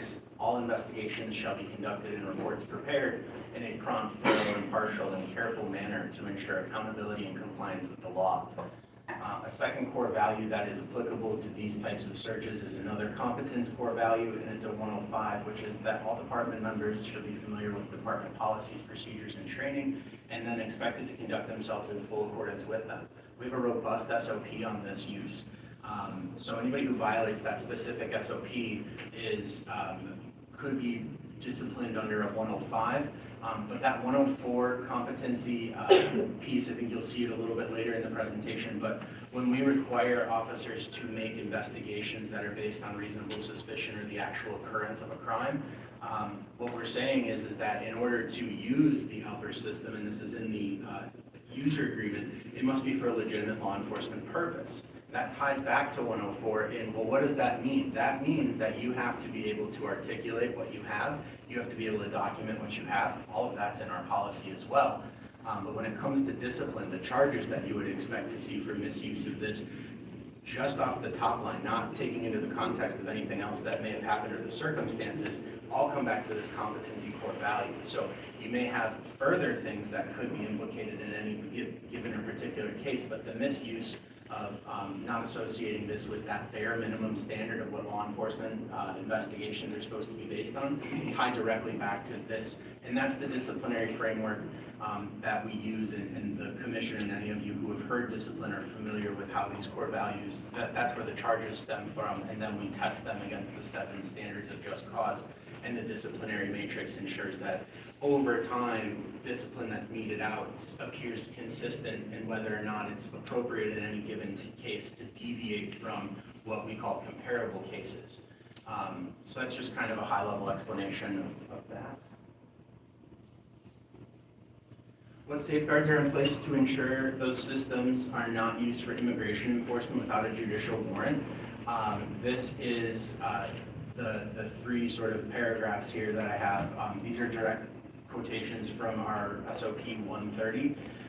But what they get at are, they set forth that immigration enforcement is not the job of the Milwaukee Police Department. Immigration enforcement is the job of the federal government. And we do not unilaterally undertake immigration enforcement. We don't routinely inquire into immigration status. And we also have a note for our officers that most immigration violations are civil and fall under the jurisdiction of the federal government. So local law enforcement have no right to arrest in those matters. That again ties back to that competency of 104 and having a legitimate lawful purpose for making any query of a Alper system. Again, when you're talking about immigration, civil immigration specifically, which is what this covers without a judicial warrant, you would be violating SOP, you'd be violating the user agreement, and you would be violating our immigration policy if you make queries enforcing immigration. Again, we can't arrest or detain for immigration violations of the law, and we explicitly say that administrative warrants are non-criminal, they're not signed by a judge, and they can't be used by any department members as the basis to detain or arrest a person. How is the city ensuring compliance with local policy, state law, and constitutional protections regarding data access and surveillance? This question that was posed is a very broad one, and so I want to hit on some of the local things that we are charged with as a department as far as surveillance goes, but also we have state and federal oversight outside of this body that audit and hold us compliant for any use of data. So in our CJIS compliant, that happens on both a state and a federal level. There are plenty of stories of local agencies, not MPD, that when you don't comply with those federal audits and you don't pass those federal audits, they take away basically the information and access sharing. So we, as an agency, use also our Wiley Egg accreditation, which dovetails into the exact type of policies that CJIS compliance tries to get you at, which are that you have systems and metrics and accountability in place that says if you're going to have a policy that you measure and you comply with it, but also that if you're going to make access to surveillance systems, that you're abiding by those rules as well. I also want to point out that per local ordinances, Milwaukee City ordinances, in multiple different chapters across the city, the certain surveillance equipment, cameras and things like that are required to be at certain premises. We have a license investigation unit. They're present at most licensing hearings, and they talk about compliance or non-compliance with those requirements of those ordinances. And then finally, with constitutional protections, I just want to set the stage. I did do a little bit of research before we came here because I wanted to see how the Seventh Circuit has provided guidance, whether the Wisconsin Supreme Court or appellate courts have issued public opinions on those. The information is pretty limited, given that this Fourth Amendment jurisprudence is relatively new in the scheme of the history of our country. But a quote that I found that then ended with like a 9 citation string cite is that there's nearly uniform consensus of courts that have evaluated the constitutionality of helpers and held that their uses are not Fourth Amendment searches requiring warrants or probable cause. That helps bridge the gap between policy and then what we might expect from Fourth Amendment jurisprudence, where our policy is requiring us to have that minimum level of police investigation tying to probable cause, tying to reasonable suspicion, or the occurrences of crimes. That's where this system falls in. And so when we're talking about compliance with the constitutional protections, we do have to look to the courts because the courts are what guide our decisions here. And so we don't have any case law on point that says these are clear Fourth Amendment violations, and the string cites that support this aren't just from the Seventh Circuit, but they're from all across our country. All right, now getting into the MKE audit and review. So we have our monthly CalPERS audit, and we've increased our audit in robustness, I can say, since we started addressing this in early 2026. One of the problems that I saw with our previous audit system was that it necessarily wasn't tied to some sort of data point that's saying, where should you look? When you have lots of points of data, sorting that data and making sense of it before you do a deep dive is a really good way to ensure that you're making, like if you're looking for a needle in a haystack, that you're being directed where to look and not just saying, well, I saw something over here and I didn't find it. So the things that we kind of looked at were, number one, the system itself, the vendor, the technology didn't have a great way of doing audit. I'm pretty sure that they're trying to get better at that, but we couldn't wait around for a software system to improve. And so I recruited a team of analysts from our OMAP division. And so when Heather gave me credit for this, I really can't take credit other than being like a general contractor, because so many people worked on this to get this audit into a place where it really does let us leverage it. And we identify outliers, we look at volume trends, we look at patterns, we look at Z-scores, which is just a mean of means and getting you standard deviations to say, this looks weird against either other people or this individual officer. We also were able to sort data using our alphanumeric case system to see if you're submitting a case number, is it meeting that bare minimum alphanumeric pattern of what we would expect a case number to look like. And if it's not, we want to be having our supervision take a deeper look at that to see why that might be. So that's kind of like the high level what we did with it. When I talk about outliers, we have 3 major categories of outliers that for us at compliance management triggers, these are the cases you should look at. So we have our case number outliers. So when our Z-score is higher than 3, that's always an indicator that's 3 standard deviations away from what we usually expect, or like the average of how someone's using it. There's a lot of reasons why a case number might become a high Z-score. A high Z-score on its own doesn't tell you much about anything other than this is the place to start to look. A homicide suspect case number is going to have a lot of cases in it. There's going to be a lot of people looking at it and working those cases.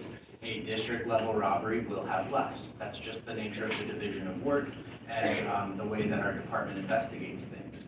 But when we look at those things, another thing I like to look at is if it's only one officer in that case number and the Z-score is really high, that tells you that there's something to look at there. Because if the Z-score is really high, that means a lot of things are happening in that case. But if it's just one officer, that doesn't tell me much more other than, okay, there's probably a really good reason for this, or there's something to look at. We want the supervision to unpack that high Z-score with one officer to be able to tell us, okay, this was what happened in this case. And in most of the cases, what we're looking at there, like the most common thing that will get you that outlier is a critical missing person with a known license plate where the officer is going to be refreshing that page multiple times over in the same day in that shift because they're looking for that car because an abduction happened, somebody's missing, there's an alert for that car, and they want to find it. Another way in case numbers we look at this is if there's 10 or more queries by an officer. So what that means is associating multiple plates into a case number. There's reasons for that in investigations. Sometimes actors don't act alone, or that there's multiple victims, multiple suspects, and we're trying to figure out what happened here. But there's always that is another data point that you can use to say, well, what is this? We need to unpack it and look a little bit more at it. The other thing is that when we have case numbers that are being queried for 25 days or more, that's kind of why this monthly cadence is really helpful. Because typically a 25-day or more case is going to be a more involved investigation. Officers who are spending that amount of time on that type of investigation, we would expect to see supplemental reports, we'd expect to see detailed investigations into why this is happening. So that's another outlier that can happen. That was a lot, but like the same concept happens with license plates. And so if you have one officer searching a plate, that is indicative potentially of either misuse or something where this officer is assigned and there's a reason for it. So another thing I want to add to this, when we were building this audit, we certainly looked at the officer's use that triggered this misconduct. Like we were aware of this pattern and how this happened. That certainly helps inform what is it that you want to look for when you find volatile use. Unfortunately, our department has a use case for that, and so unpacking it and finding that, okay, well, when one officer searches a plate over a period of time and they're the only officer looking at it and it hits a high Z-score, there's something there. Usually what we're expecting to see is some report that says why that is, an explanation of it. But again, so we lower the threshold for 5 or more queries by an officer to be like, after that point, that's something I want a supplemental or an initial report. I want it very clear about what this is. And again, that 25-day or more pattern. And so if you're keep looking for this car, we need to see what case number it's associated with so we can figure out why. The other and last sort of area, this is certainly like, if we had proprietary product here, this would be the one that I would say is incredibly powerful and made by our OMAP team. This is the assessment of officers' searches of case numbers and plates against their own pattern in searches. And so if you're an officer who, when you get assigned a case or if you see something, you search that car 2 or 3 times. And then one day, you search something 40 times. That makes your own use a really high Z-score against your own regular patterns. So we establish these patterns over time of how do these officers usually do cases and then measure high Z-scores against that individual metric. And there are officers who, by the nature of their assignment, have high volumes, and there are officers who don't. And so when those things ping, we want to know about that because it's outside of the typical expectation that we have for that officer.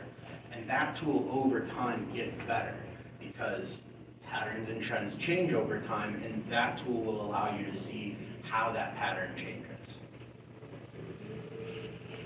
Kendra Christensen is the OMAP supervisor that was instrumental in all of this work. We must give her credit. So the other, this is less of a question. This gets more into the high-level bullet points of the letter. So this, what the letter asked was for purpose limited tied to documented casework. Our answer for that is tying and associating those plates to some sort of documented report or case or CAD number in our own record system. That ensures that supervision has that opportunity when it's directed to them to be able to say, I know what happened here.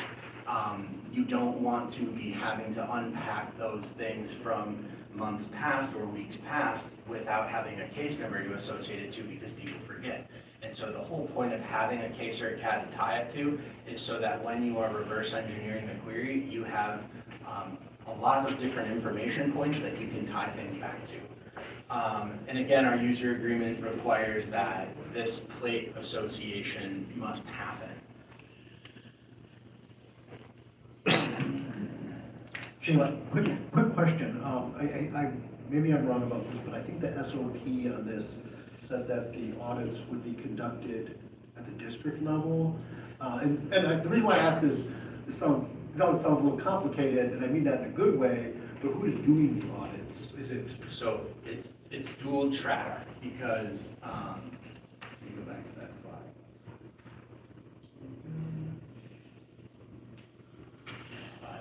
So the work location receives from compliance management section what they should look at. The work location, the district, then dives into that and tells us what it is. Got it. So instead of having the work location say, hey, make sense of this sort of complex data sorting and use all this leverage system, what we do is we prepare a spreadsheet of the user, the district work location, the plate number we want them to look at, the case number we want them to associate it against, and then we also make notes about, like I said, what our expectations for that thing may be.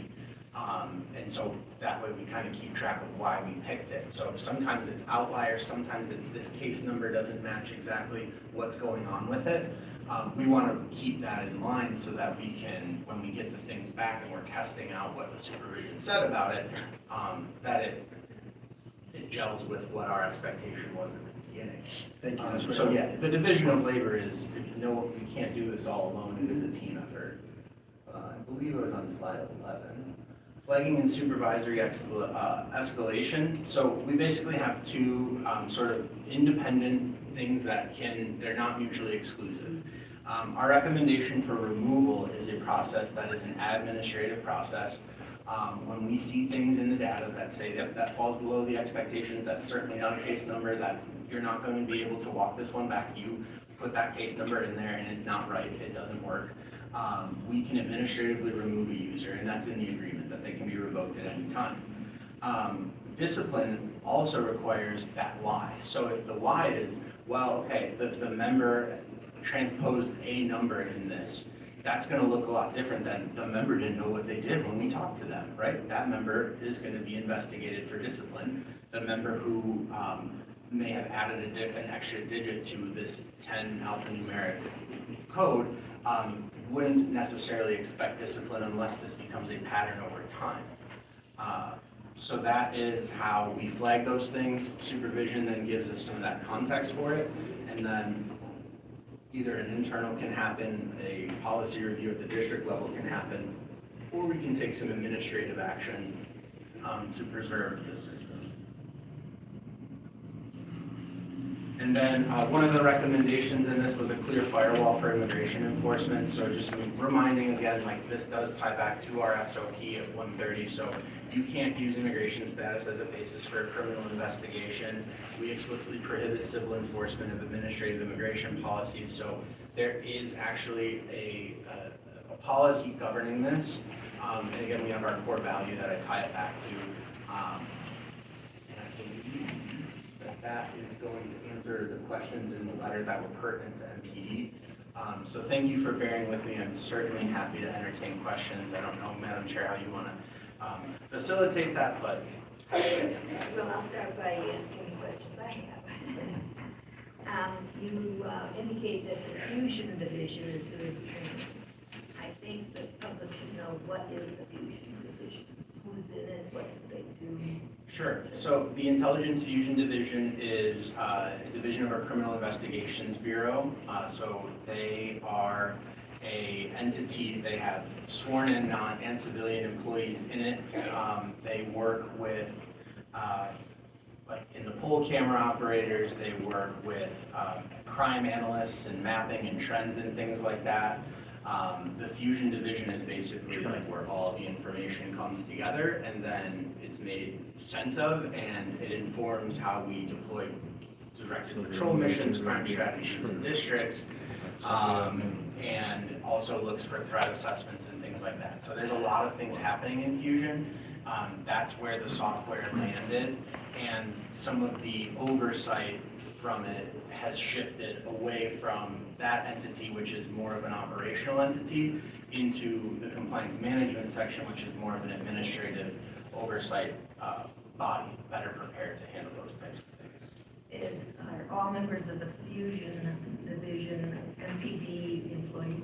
No, I don't believe so. Who else is employed in the Fusion Division? Well,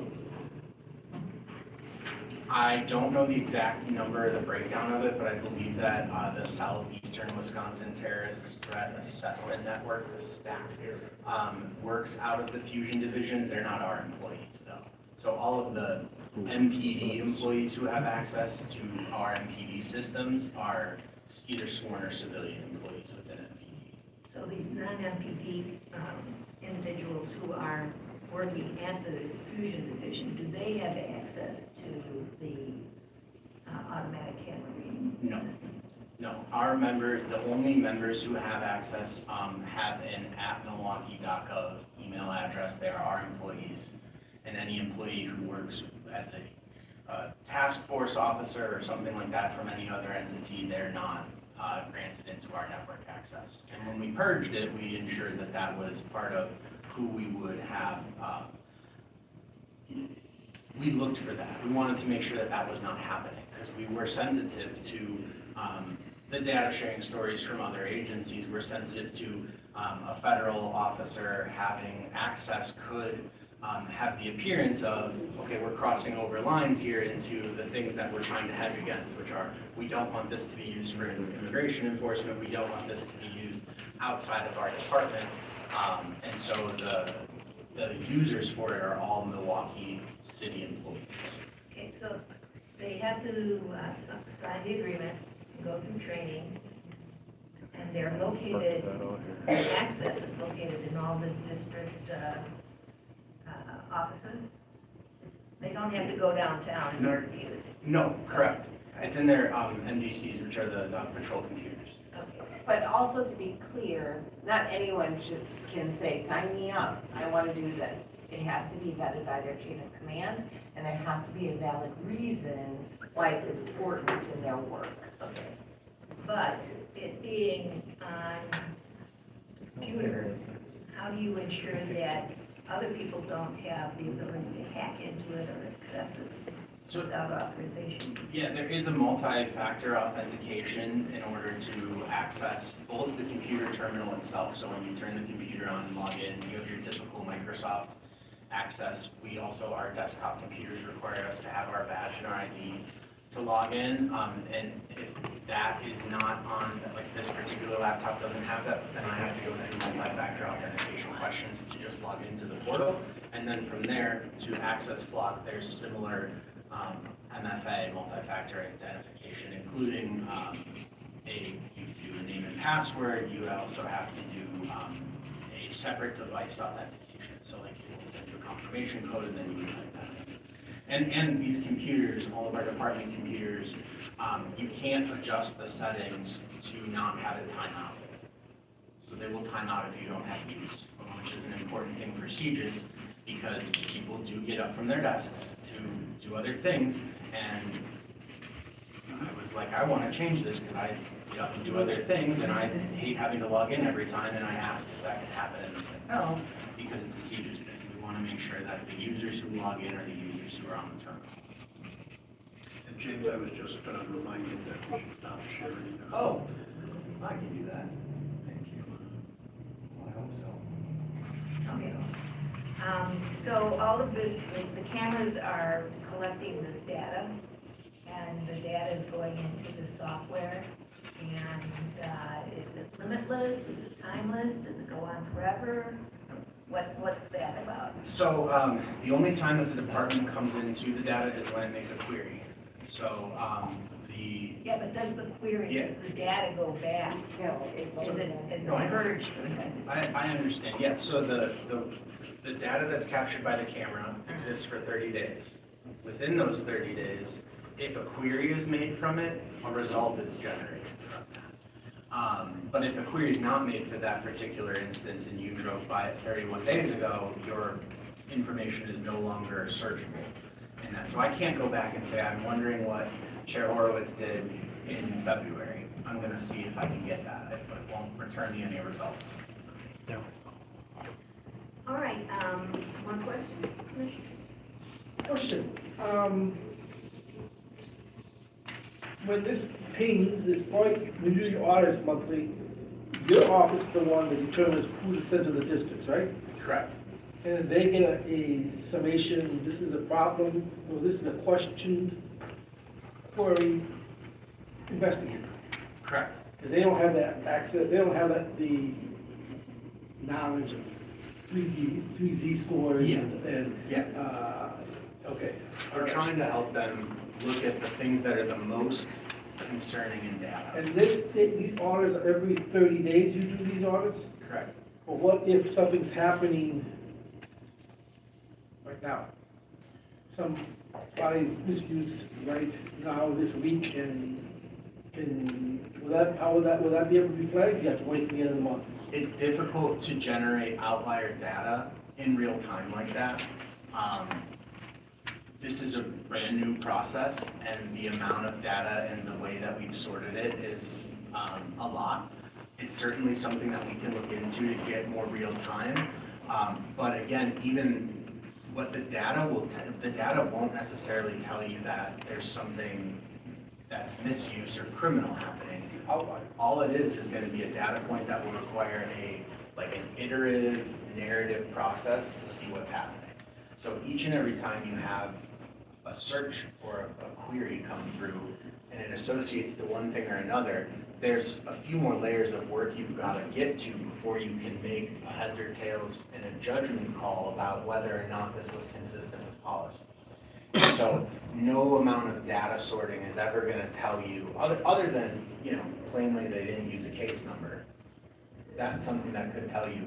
But even that on its own doesn't necessarily reflect that's that criminal officer who did that thing. The ways that I've seen it come through, both before and after this audit process, have been cases where they've made inputs that just aren't the right one, like you put a case number C27, well, that's a 2027 case. That number is going to be wrong because it doesn't associate yet, but the 6 is right next to the 7. And so that can happen. How long have you been doing these audits? With this data leveraged approach, we took the month of March and the month of April. So we built it in January and February, and our systems tested it in February. That took the longest amount of time to see, am I generating this? And what we did was we compared it with uses of known instances of violations to see, okay, I know where that violation exists in the big main data set. Is my audit going to push it to me?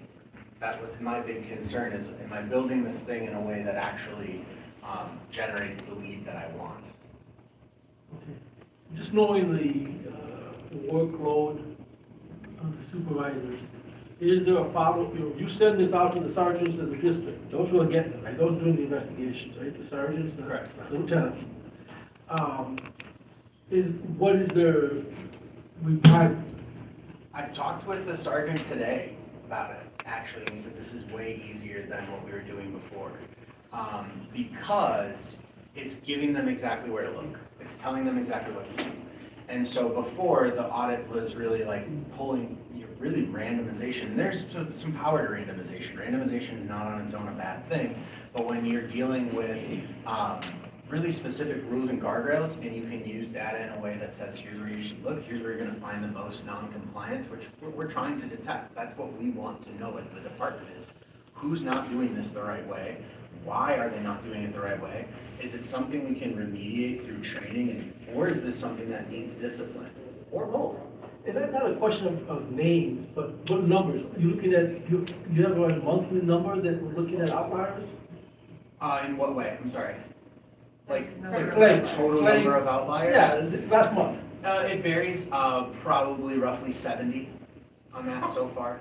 Okay. But again, those outliers are for a variety of reasons, Right. including typos. Yes, I mean, and you should have easily investigated, but that's 70 throughout all 7 districts. And divisions, Yep, and and all the. Fusion and everybody else who has access to Investigative departments. Correct. Madam Chair, can I ask a brief follow-up to Commissioner Bordeaux's point? I understand that real-time flagging supervision is difficult, if not possible. But to the issue of someone failing to use a case number, report number, CAT number, is there any technological reasonable way that could get pinged? And for notice, earlier than within a month? I don't know if that's I understand. realistic or possible, but, I've asked the question to the vendor, and the vendor has said no. What I requested from them was, don't accept what isn't our correct alphanumeric number.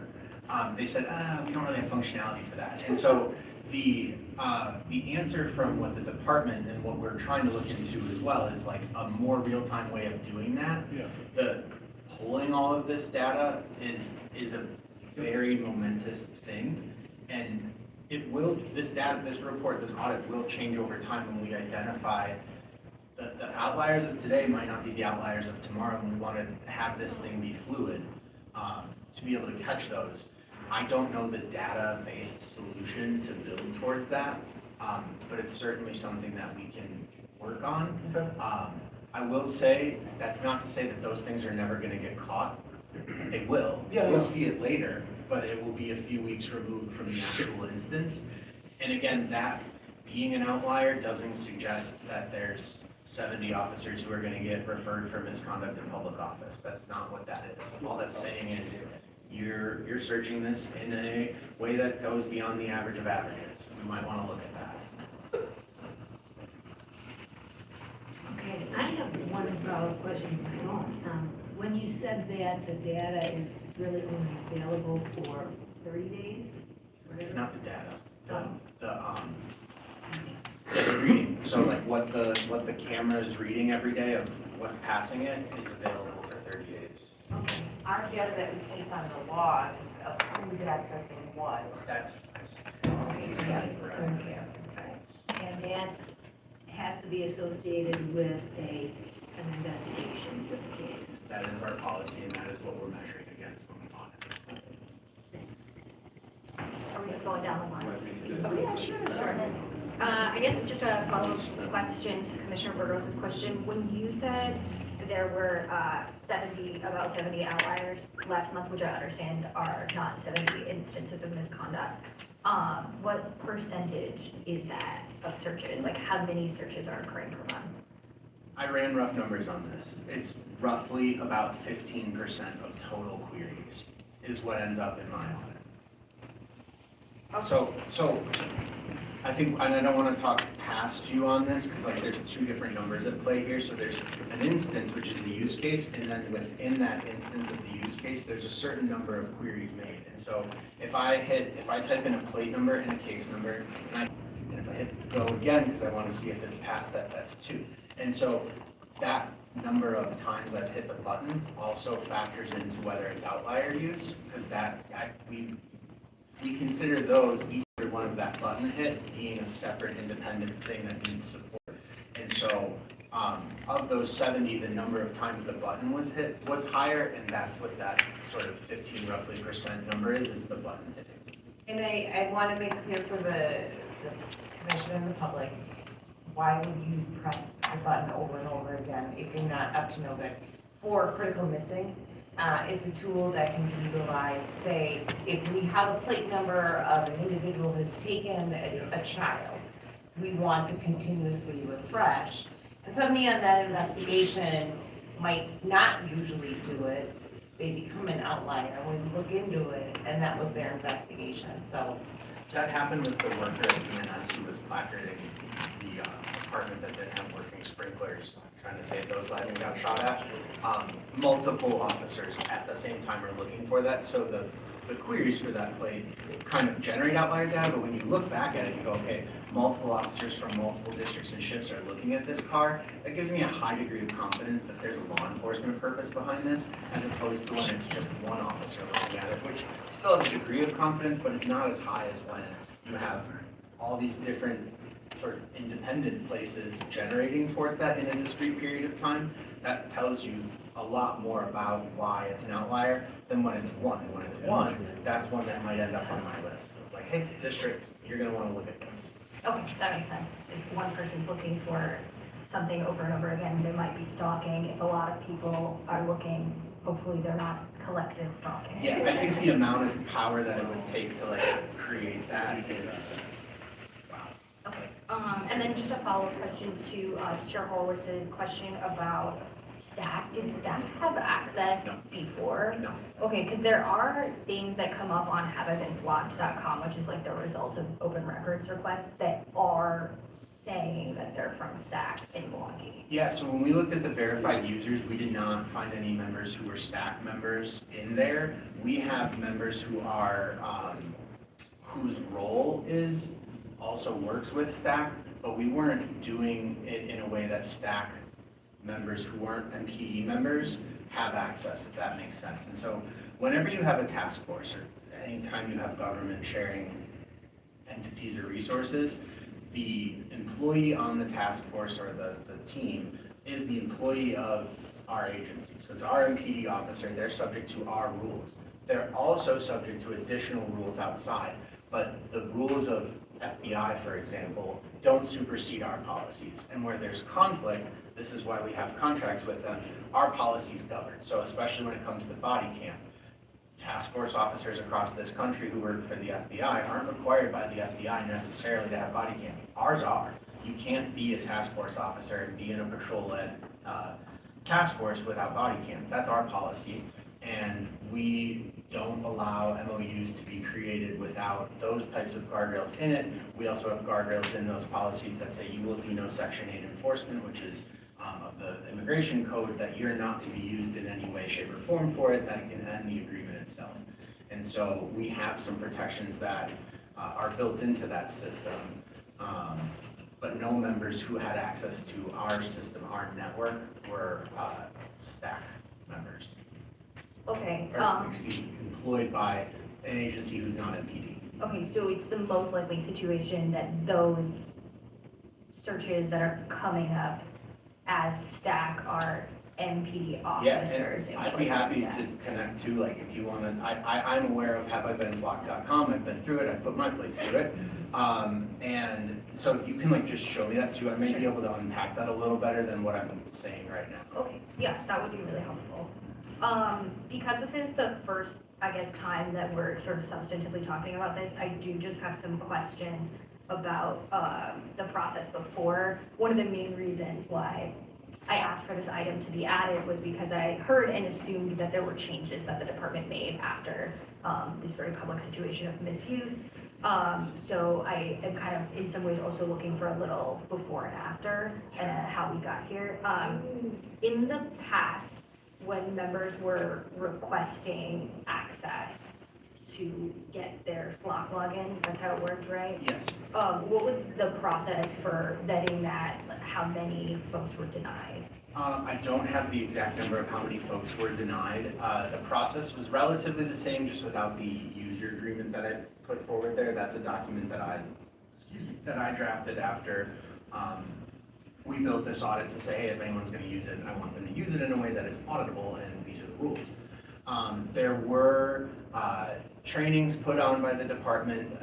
There were also things called training the trainer, which are not paying for a Flock representative or a vendor representative to come out to the department every time a new user is granted access, but to have trainers within the department who have been, verified and trained to say to the next person, this is how this system works, this is how it's supposed to be used.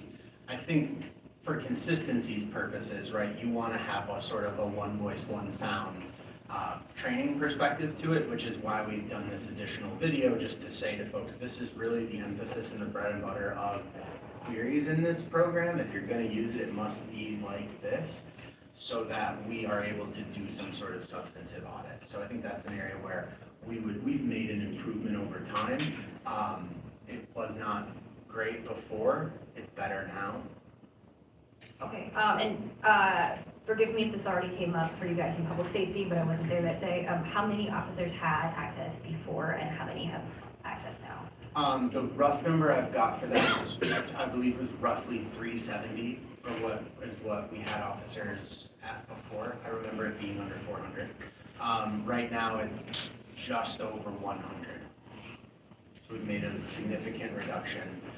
There are members who continue to write for it. There were some members who I think reluctantly waited, just to sort of see what happens, right? Whenever something seismic like this happens in a department, you might want to wait. I'm going to hold off and just not throw my name in right away and see what happens. So we still have people who are making applications.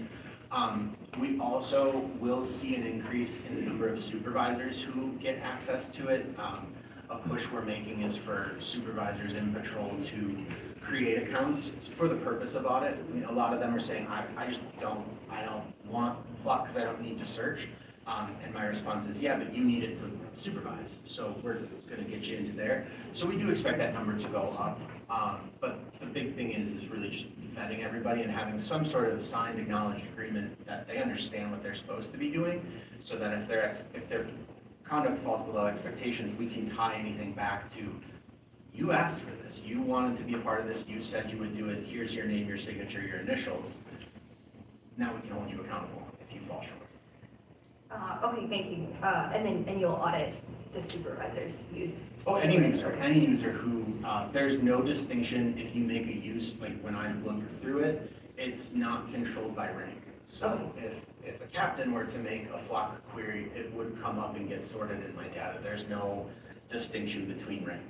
Okay, great. And then can you just say a little bit more, was the audit process before, was that random, like a random selection? Yeah, it certainly was more randomized. It happened at the work location level. It wasn't sort of centrally directed, other than do it, like to tell someone, hey, you gotta do this monthly. The direction that we wanted to take with that, or at least that I saw with it, was there's this great opportunity to use data sorting to be able to tell folks where to look, and especially if you're looking at something and you go, okay, well, I know that this person is really good at this system. So if I audit them, my audit's probably going to look really good. I want our supervisors looking at the people who aren't our best and are making mistakes, because that's where we should be. We should be working in areas of non-compliance to try to bring people into compliance. We shouldn't be just saying like, well, here's the A students so everyone here can do really well. That doesn't really carry the day, so that's kind of what the purpose of directing them to do it is to avoid, well, it's random, but also I know that this person's really good. Sure, okay. And then were there other instances of misconduct that were found by those audits? I don't believe so through those audits, no. Okay, were there other instances of misconduct that were found outside of those audits, outside of the big one that we know about? So like when you, yes, there have been instances where the case numbers don't match up, and like that's, I guess, when you say misconduct, are you talking about, like, obviously like criminal charges and all of that?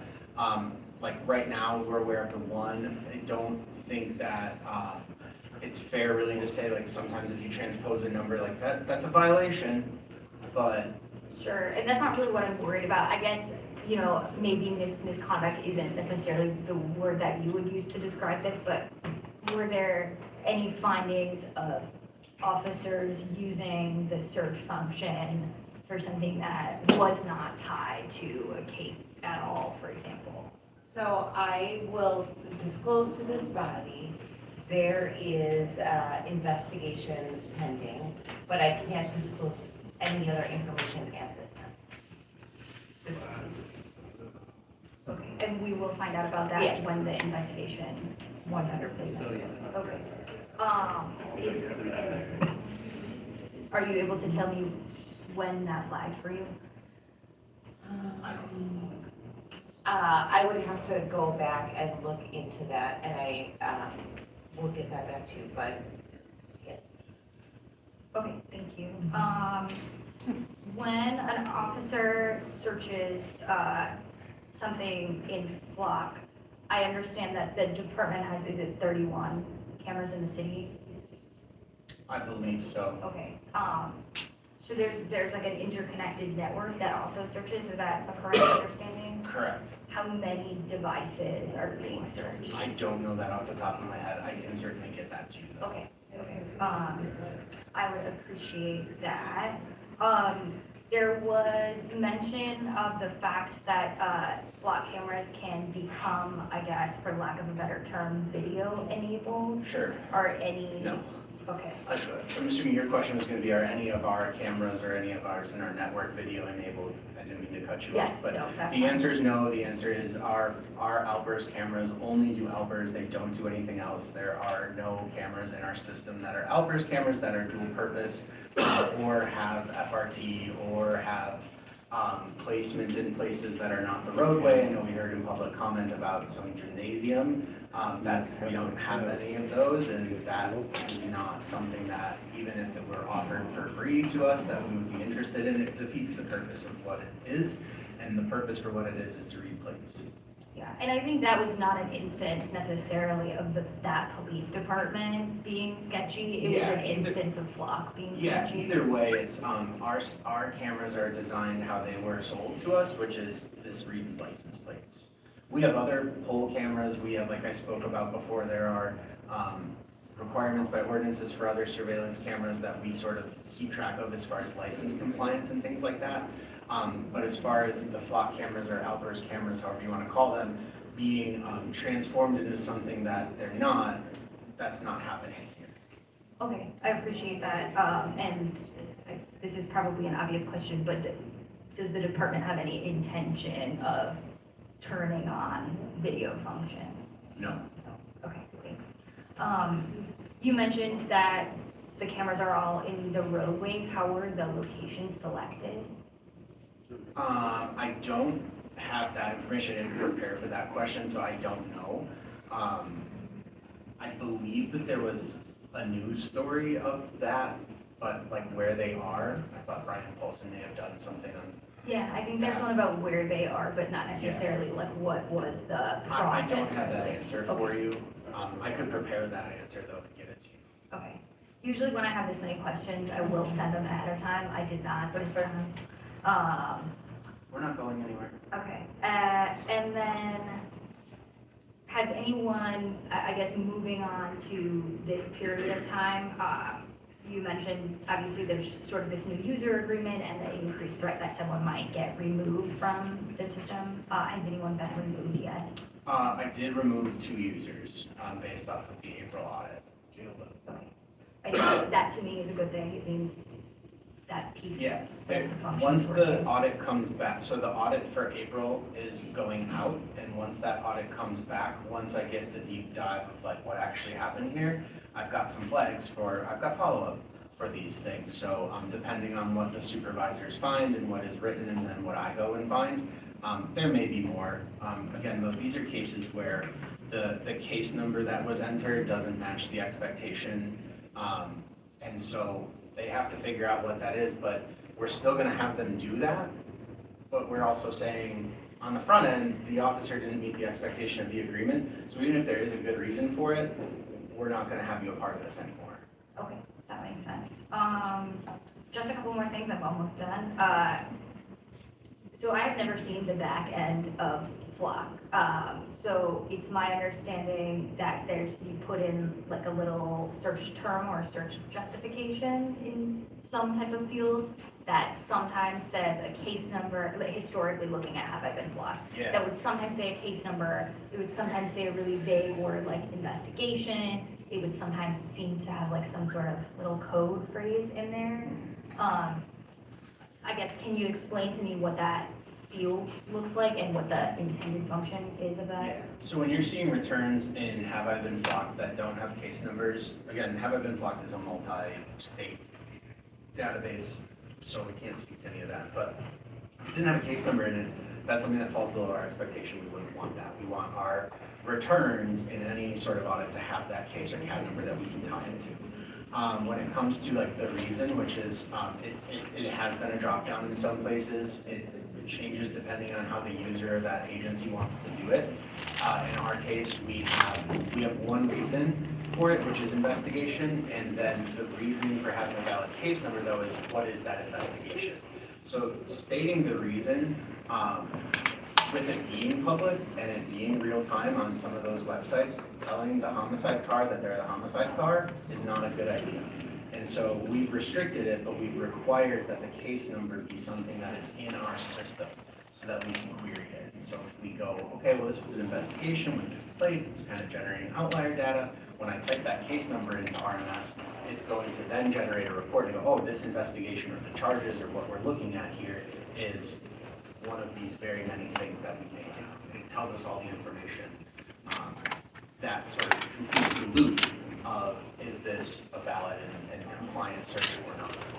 Okay, that makes more sense to me now, because when I looked, I didn't look at every month. I looked at November 2025 and then March of this year. And looking at November, the sort of, I guess what you're describing as the drop-down field region was all over the place. Yep. And then in March, it says other investigations or every single month. Yep. So thank you for clarifying that. My last questions are just about, I think it's pretty well known that I have participated in lots of protests. I continue to do that. Very strong about people's First Amendment rights. Have there been any searches by MPD officers that you're aware of that were targeted towards protesters? No. And again, crimes being the basis for making queries, even if someone were to potentially have civil unrest, and those are not crimes.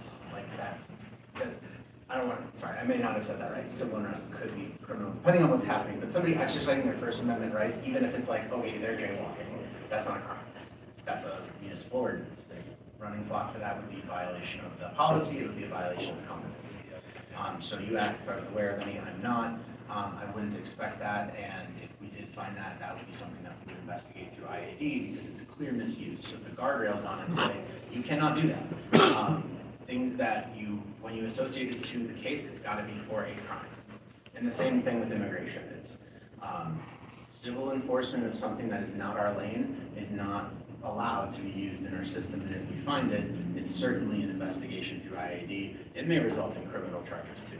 Like, these are things that I think officers are getting the message to, like, this can end your career if you're screwing around in it. Don't screw around in it, and we will find it. Okay, yes, and I would hope that the answer would be no, but I still have to ask.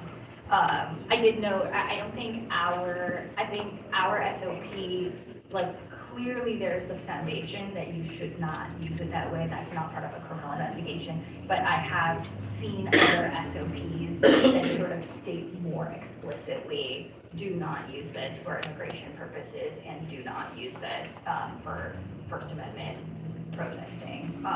So I understand that amongst SOP 130 and the codes of conduct, there's all of the scaffolding for that answer to be true. I just had to check.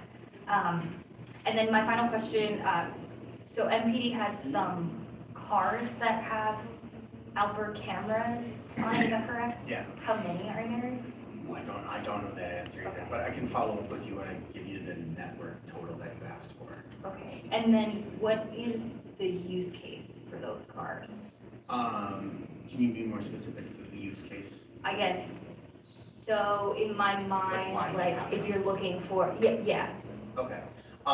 We have them as, it's another tool. The total number of users who have access to that, though, the universe is very small. They are for investigations that are led by the Criminal Investigation Bureau. And I think that the use cases are relatively similar to the static flock camera.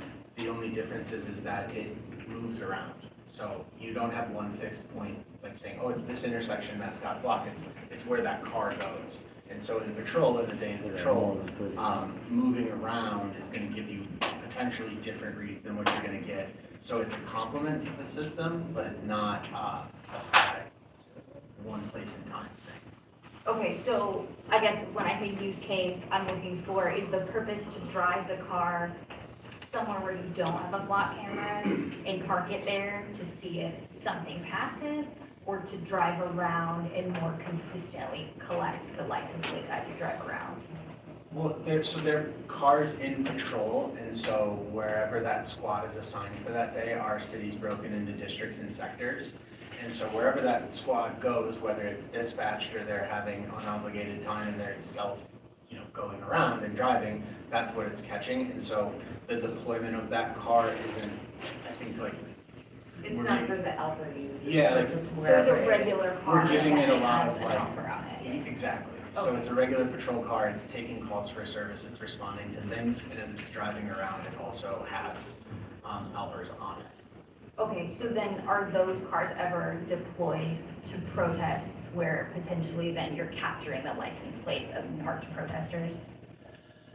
That's a difficult one to answer because like sometimes a car will get deployed, but not with the specific purpose of like, hey, Alpers, like, let's go get that. It's more of like, we need a squad over here, so go respond to it. I don't have any specific instances that I'm aware of or that really we can say like, oh yeah, we've done that. That's not something that would be consistent with our policy because directing a piece of technology in a way that's inconsistent with the use of it itself would be that violation. That's not something that I've really seen though.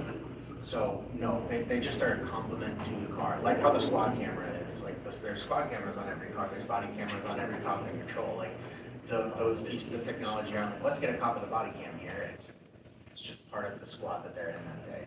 Okay, thank you. I think everybody's leaving because they're tired of my questions, so. No, you had some excellent questions, so.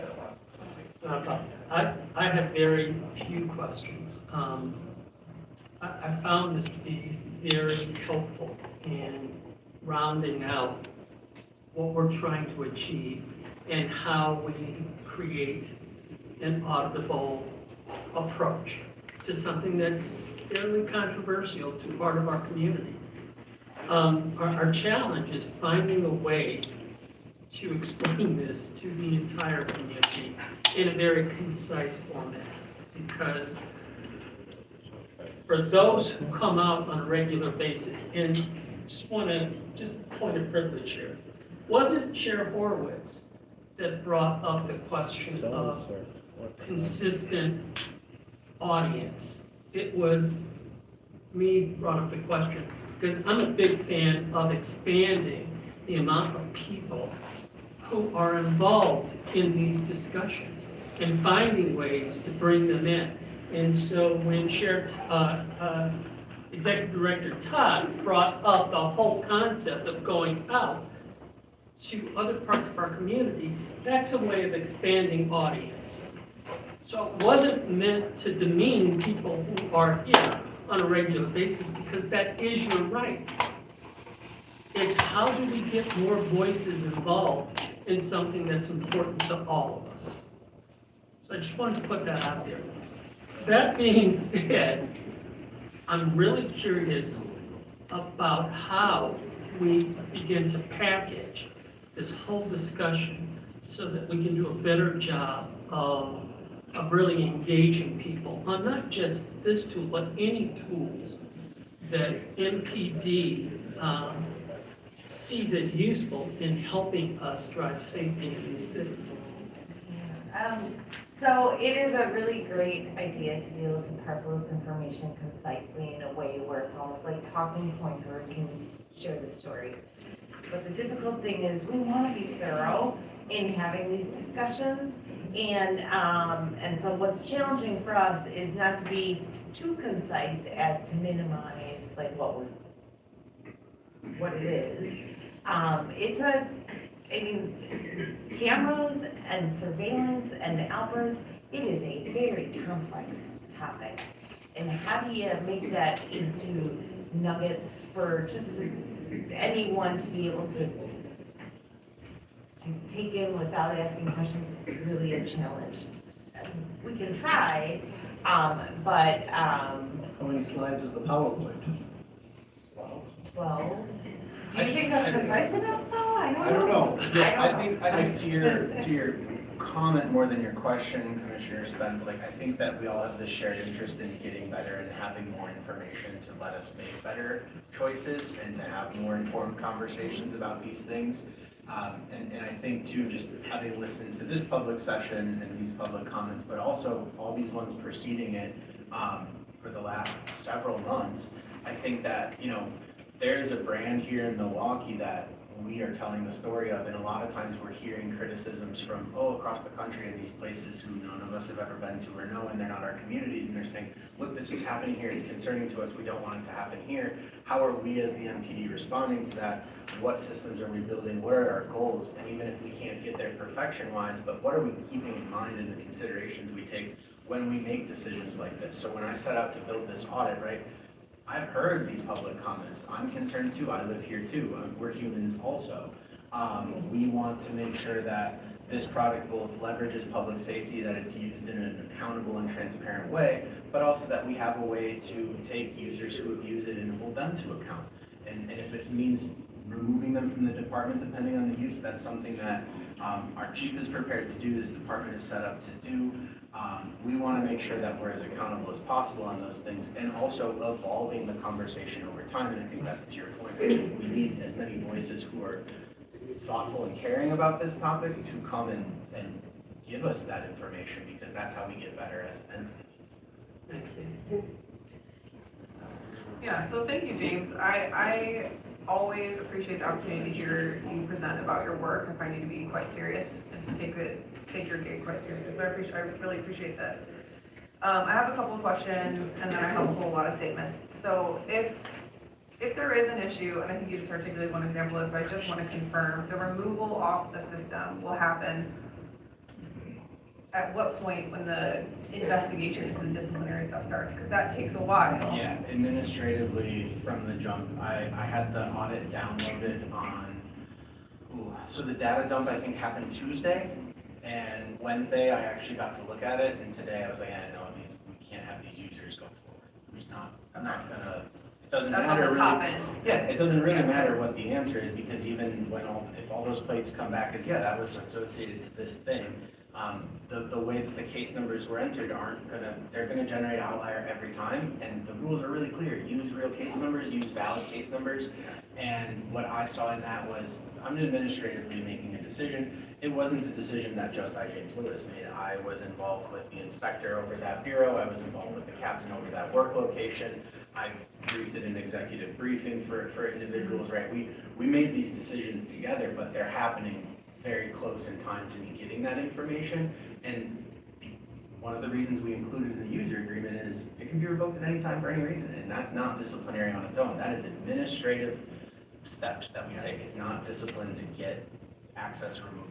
Okay, thank you.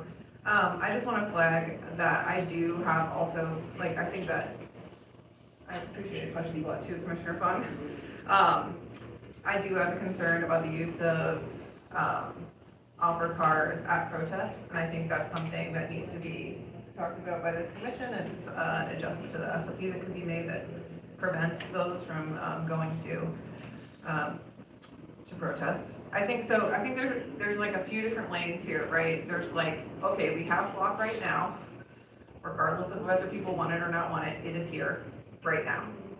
So for here right now, I am very glad to hear about these adjustments to the audit process at MPD that will allow you to catch things more quickly, even if they're just like oversight or abuse, whatever it is, we can't be having it. So I'm glad that that's adjusting, that there's a much tighter group of people who are using it, all that stuff. I think that the other question, I think it's or the other issue that are being brought up this evening is the question of whether or not flock is okay for this city at all, and also whether or not ALPRs are okay for the city at all. And I'm pretty convinced that they're not, for a lot of reasons, inclusive of the concerns about abuse, although I do think, I want to be really clear, like, I recognize that's an improvement. That is an improvement. I think Flock is a pretty, like, crappy company in terms of the quality of the product that they've put out. I'm worried about a lot of the hacking situation. I do really worry about disproportionate surveillance, and I think the city should be worried too. Like, we have the Collins settlement agreement for a reason. And so that's something the city's had issues with before. So I guess I want to say, I do think it would make sense for this body to explore CCOPS more, which is the ACLU model of having a community advisory board that specifically focuses in on and understands police tech in a way that's really hard to do. Like, it is complex, that is true. And so what we need is not fly by night, sort of like you go to IACP, that's International Association of Chiefs of Police conference, where there's all these vendors and you like see the shiny cool new thing and you're like, hey, the vendor said this is awesome, and so therefore, you know, bring it back. Like, this is a whole thing nationally with American policing. There's not chief technology officers. There's not always a good arms around like how to deal with this stuff. So I think having however it should be structured, I don't know, because I don't know enough about the details and infrastructure of CCOPS, but I would like to see a presentation, if we could invite the ACLU to present on CCOPS here. I think there could be a lot of utility to that. And I also think, like, want to recognize, like, we have the CCC, we have the FPC, like, we have a lot of this different infrastructure. If we were to set something like that up, it needs to be set up in a way that doesn't just exacerbate the confusing governance. You know what I'm saying? So there's a bunch of things there. I also want to flag, and I really appreciated Amanda bringing this up, like, the city needs to reconsider how it handles sole source contracts. Period. I think that's a really, like, that's a really important flag. It affects the department, but it affects lots of other city departments, I'm guessing, as well. And then I just want to say, like, I've been on the commission, I just turned 4 on the commission, right, in April. And I don't think, because the Fire and Police Commission does not have the power of the purse, with one exception, which is setting the salaries for the chief of police and chief of fire. So we have no direct line of leverage and power to contracts. I've never seen us work on a contract. I'm not sure it means we can't like make a recommendation or whatever. I'm not sure. I think that's something we need to discuss. But on the one hand, I really appreciated the letter from the Common Council because I thought they really laid out good questions. And I think it really informed your guys' presentation tonight. That was useful. I also find it weird that we're getting a letter from the body that's responsible for contracts. So I also think in terms of putting leverage in questions, if you want this contract terminated, the Common Council is who you need to talk to. Now, I'm not saying you can't keep talking to us about it. You're more than absolutely welcome to. I'm not trying to do that in any way to dissuade people coming here and speaking. But in terms of the actual ability to turn that off, it's the people of the power of the purse in this town, which is the Common Council. So I want to flag that. I think that's it. Can I just add one other thing? And this is more of a comment for MPD. Over the last year, there have been lots of discussions about technology and how it's been rolled out. And I'm sure that MPD doesn't want the flack on it after the fact.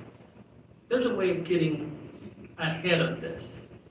And it's really finding an approach to discuss with community before these tools are rolled out.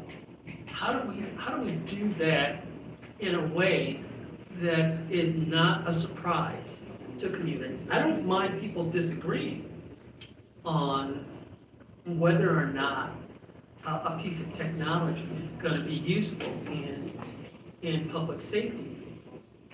But can we do it before we actually implement it? Yeah, and we recognize that's the appropriate way to do it. We did it well with the AI policy. We don't have it, and we were commended when we said, hey, thanks for having the policy first.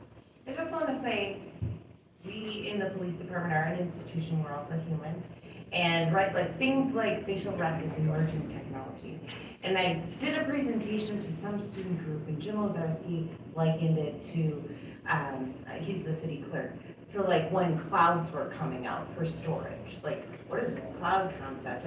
And all of these different departments were kind of doing this thing, and then they're like, whoa, this is a big deal, we need to have a policy. And I want to say, to some extent, that's kind of how our technology is too. Facial rec is something that was emerging, right? We didn't intentionally just let's hide this. It was coming up. people started using it. It was a useful tool. And then it expanded, and there were programs and departments that were using it in a way with a policy. And so when we came and approached this body and said, hey, we've been using this thing, we really want a policy, it wasn't because we were trying to be deceitful about it. It was, we recognized there needed to be a conversation, and we were catching up to that emerging technology. And so for that, yeah, you know, hey, I'll take the hit, big mistake, but it certainly wasn't an intentional deception. And we know the better way to do it is to get ahead of it. And so we're learning these lessons. These conversations about flock and issues with flock have happened after the fact that we have these systems in place. And so what we're trying to do now is balancing all of those concerns in light of the fact that we have this and we believe it's useful. And how do we do that and try to find the most robust way to audit its use, to do our very best to make sure the parameters of our policy are being followed. There's a lot more pressure on you guys because it seems as if every other month there's another piece of technology that can intersect with public safety. The whole discussion around AI and how that interfaces with the bodies that we have on the force. Huge discussion. We don't know where that's going, but somehow, some way, we've got to engage community on what 21st century policing is going to really look like with the intersection of all of these tools and sort of get buy-in at some level so that we don't have these competing entities, whether it's in City Hall or outside of these walls, fighting against something that we all want, which is a safer community. How do we do that? So it requires us to take a deep breath and ask, what have we learned over the last couple of years? And how do we do this better? I think that's always a good consideration. I can't hear. Yeah, I want to just plug also, when you talk about dialogue and opportunities for dialogue, every month there are at least 7 opportunities across the entire city in every district to attend crime and safety meetings where you have access to a district level captain who is operating in this world every single day, working in supervision, overseeing officers, is available, and people can attend those meetings and bring these issues up as well. So when we're talking about forums, just coming here, I think it's commendable to come here, but there are opportunities 7 times a month at least to come and engage with the police department and have it localized too. So depending on where you live in the city, you should know who your police captain is, you should know where the district is, and you should be engaged with that as well. I think engaging in just that one forum feels a little like spinning its wheels. I think that we don't see robust attendance at those meetings. And I want to plug it because those are real opportunities. You're getting executive command staff here to tell you what's happening. If people really want to know what's going on in their individual district and raise individual district problems, the captains are available. And that's another forum. It's another way to attend and engage and make your voice heard and give feedback directly to the department. So I just want to plug that because I think, I'm hearing it in public comment, I'm hearing it from the commissioners. Where do we go next? And I hear you on that. The question is are we getting people to think outside of the traditional boundaries of policing? I've been to the meeting at Incarnation on Keith Avenue. And I guarantee you, a lot of the people who come to that aren't thinking about these types of issues. It's not on their radar. In somehow, some way, we're just as responsible for this. We need to find ways to get these things on people's radar. We're looking at better systems. What's it going to look like? What are the pros and cons? What are the risks? If we can do a better job of that, continuous improvement, we'll all be in a better position to offer value to the citizens of this community. So it's not just for you guys, it's all of us. Okay, I think we have had questions from anybody who wants to ask them. Anyone, have I missed anyone? Okay, all right, good. Then, within the communication file, we will, keep this issue moving. But right now, we're gonna keep the agenda moving. So Director, please proceed with the agenda. Yes. And can we get a? Yeah. You can keep the file. Sure, okay. And Heather, are the, promoters still here? I think we're right before this, but we just go. Okay.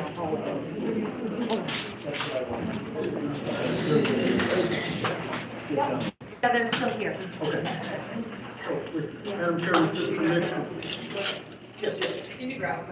Oh, yeah. With permission, we will take, item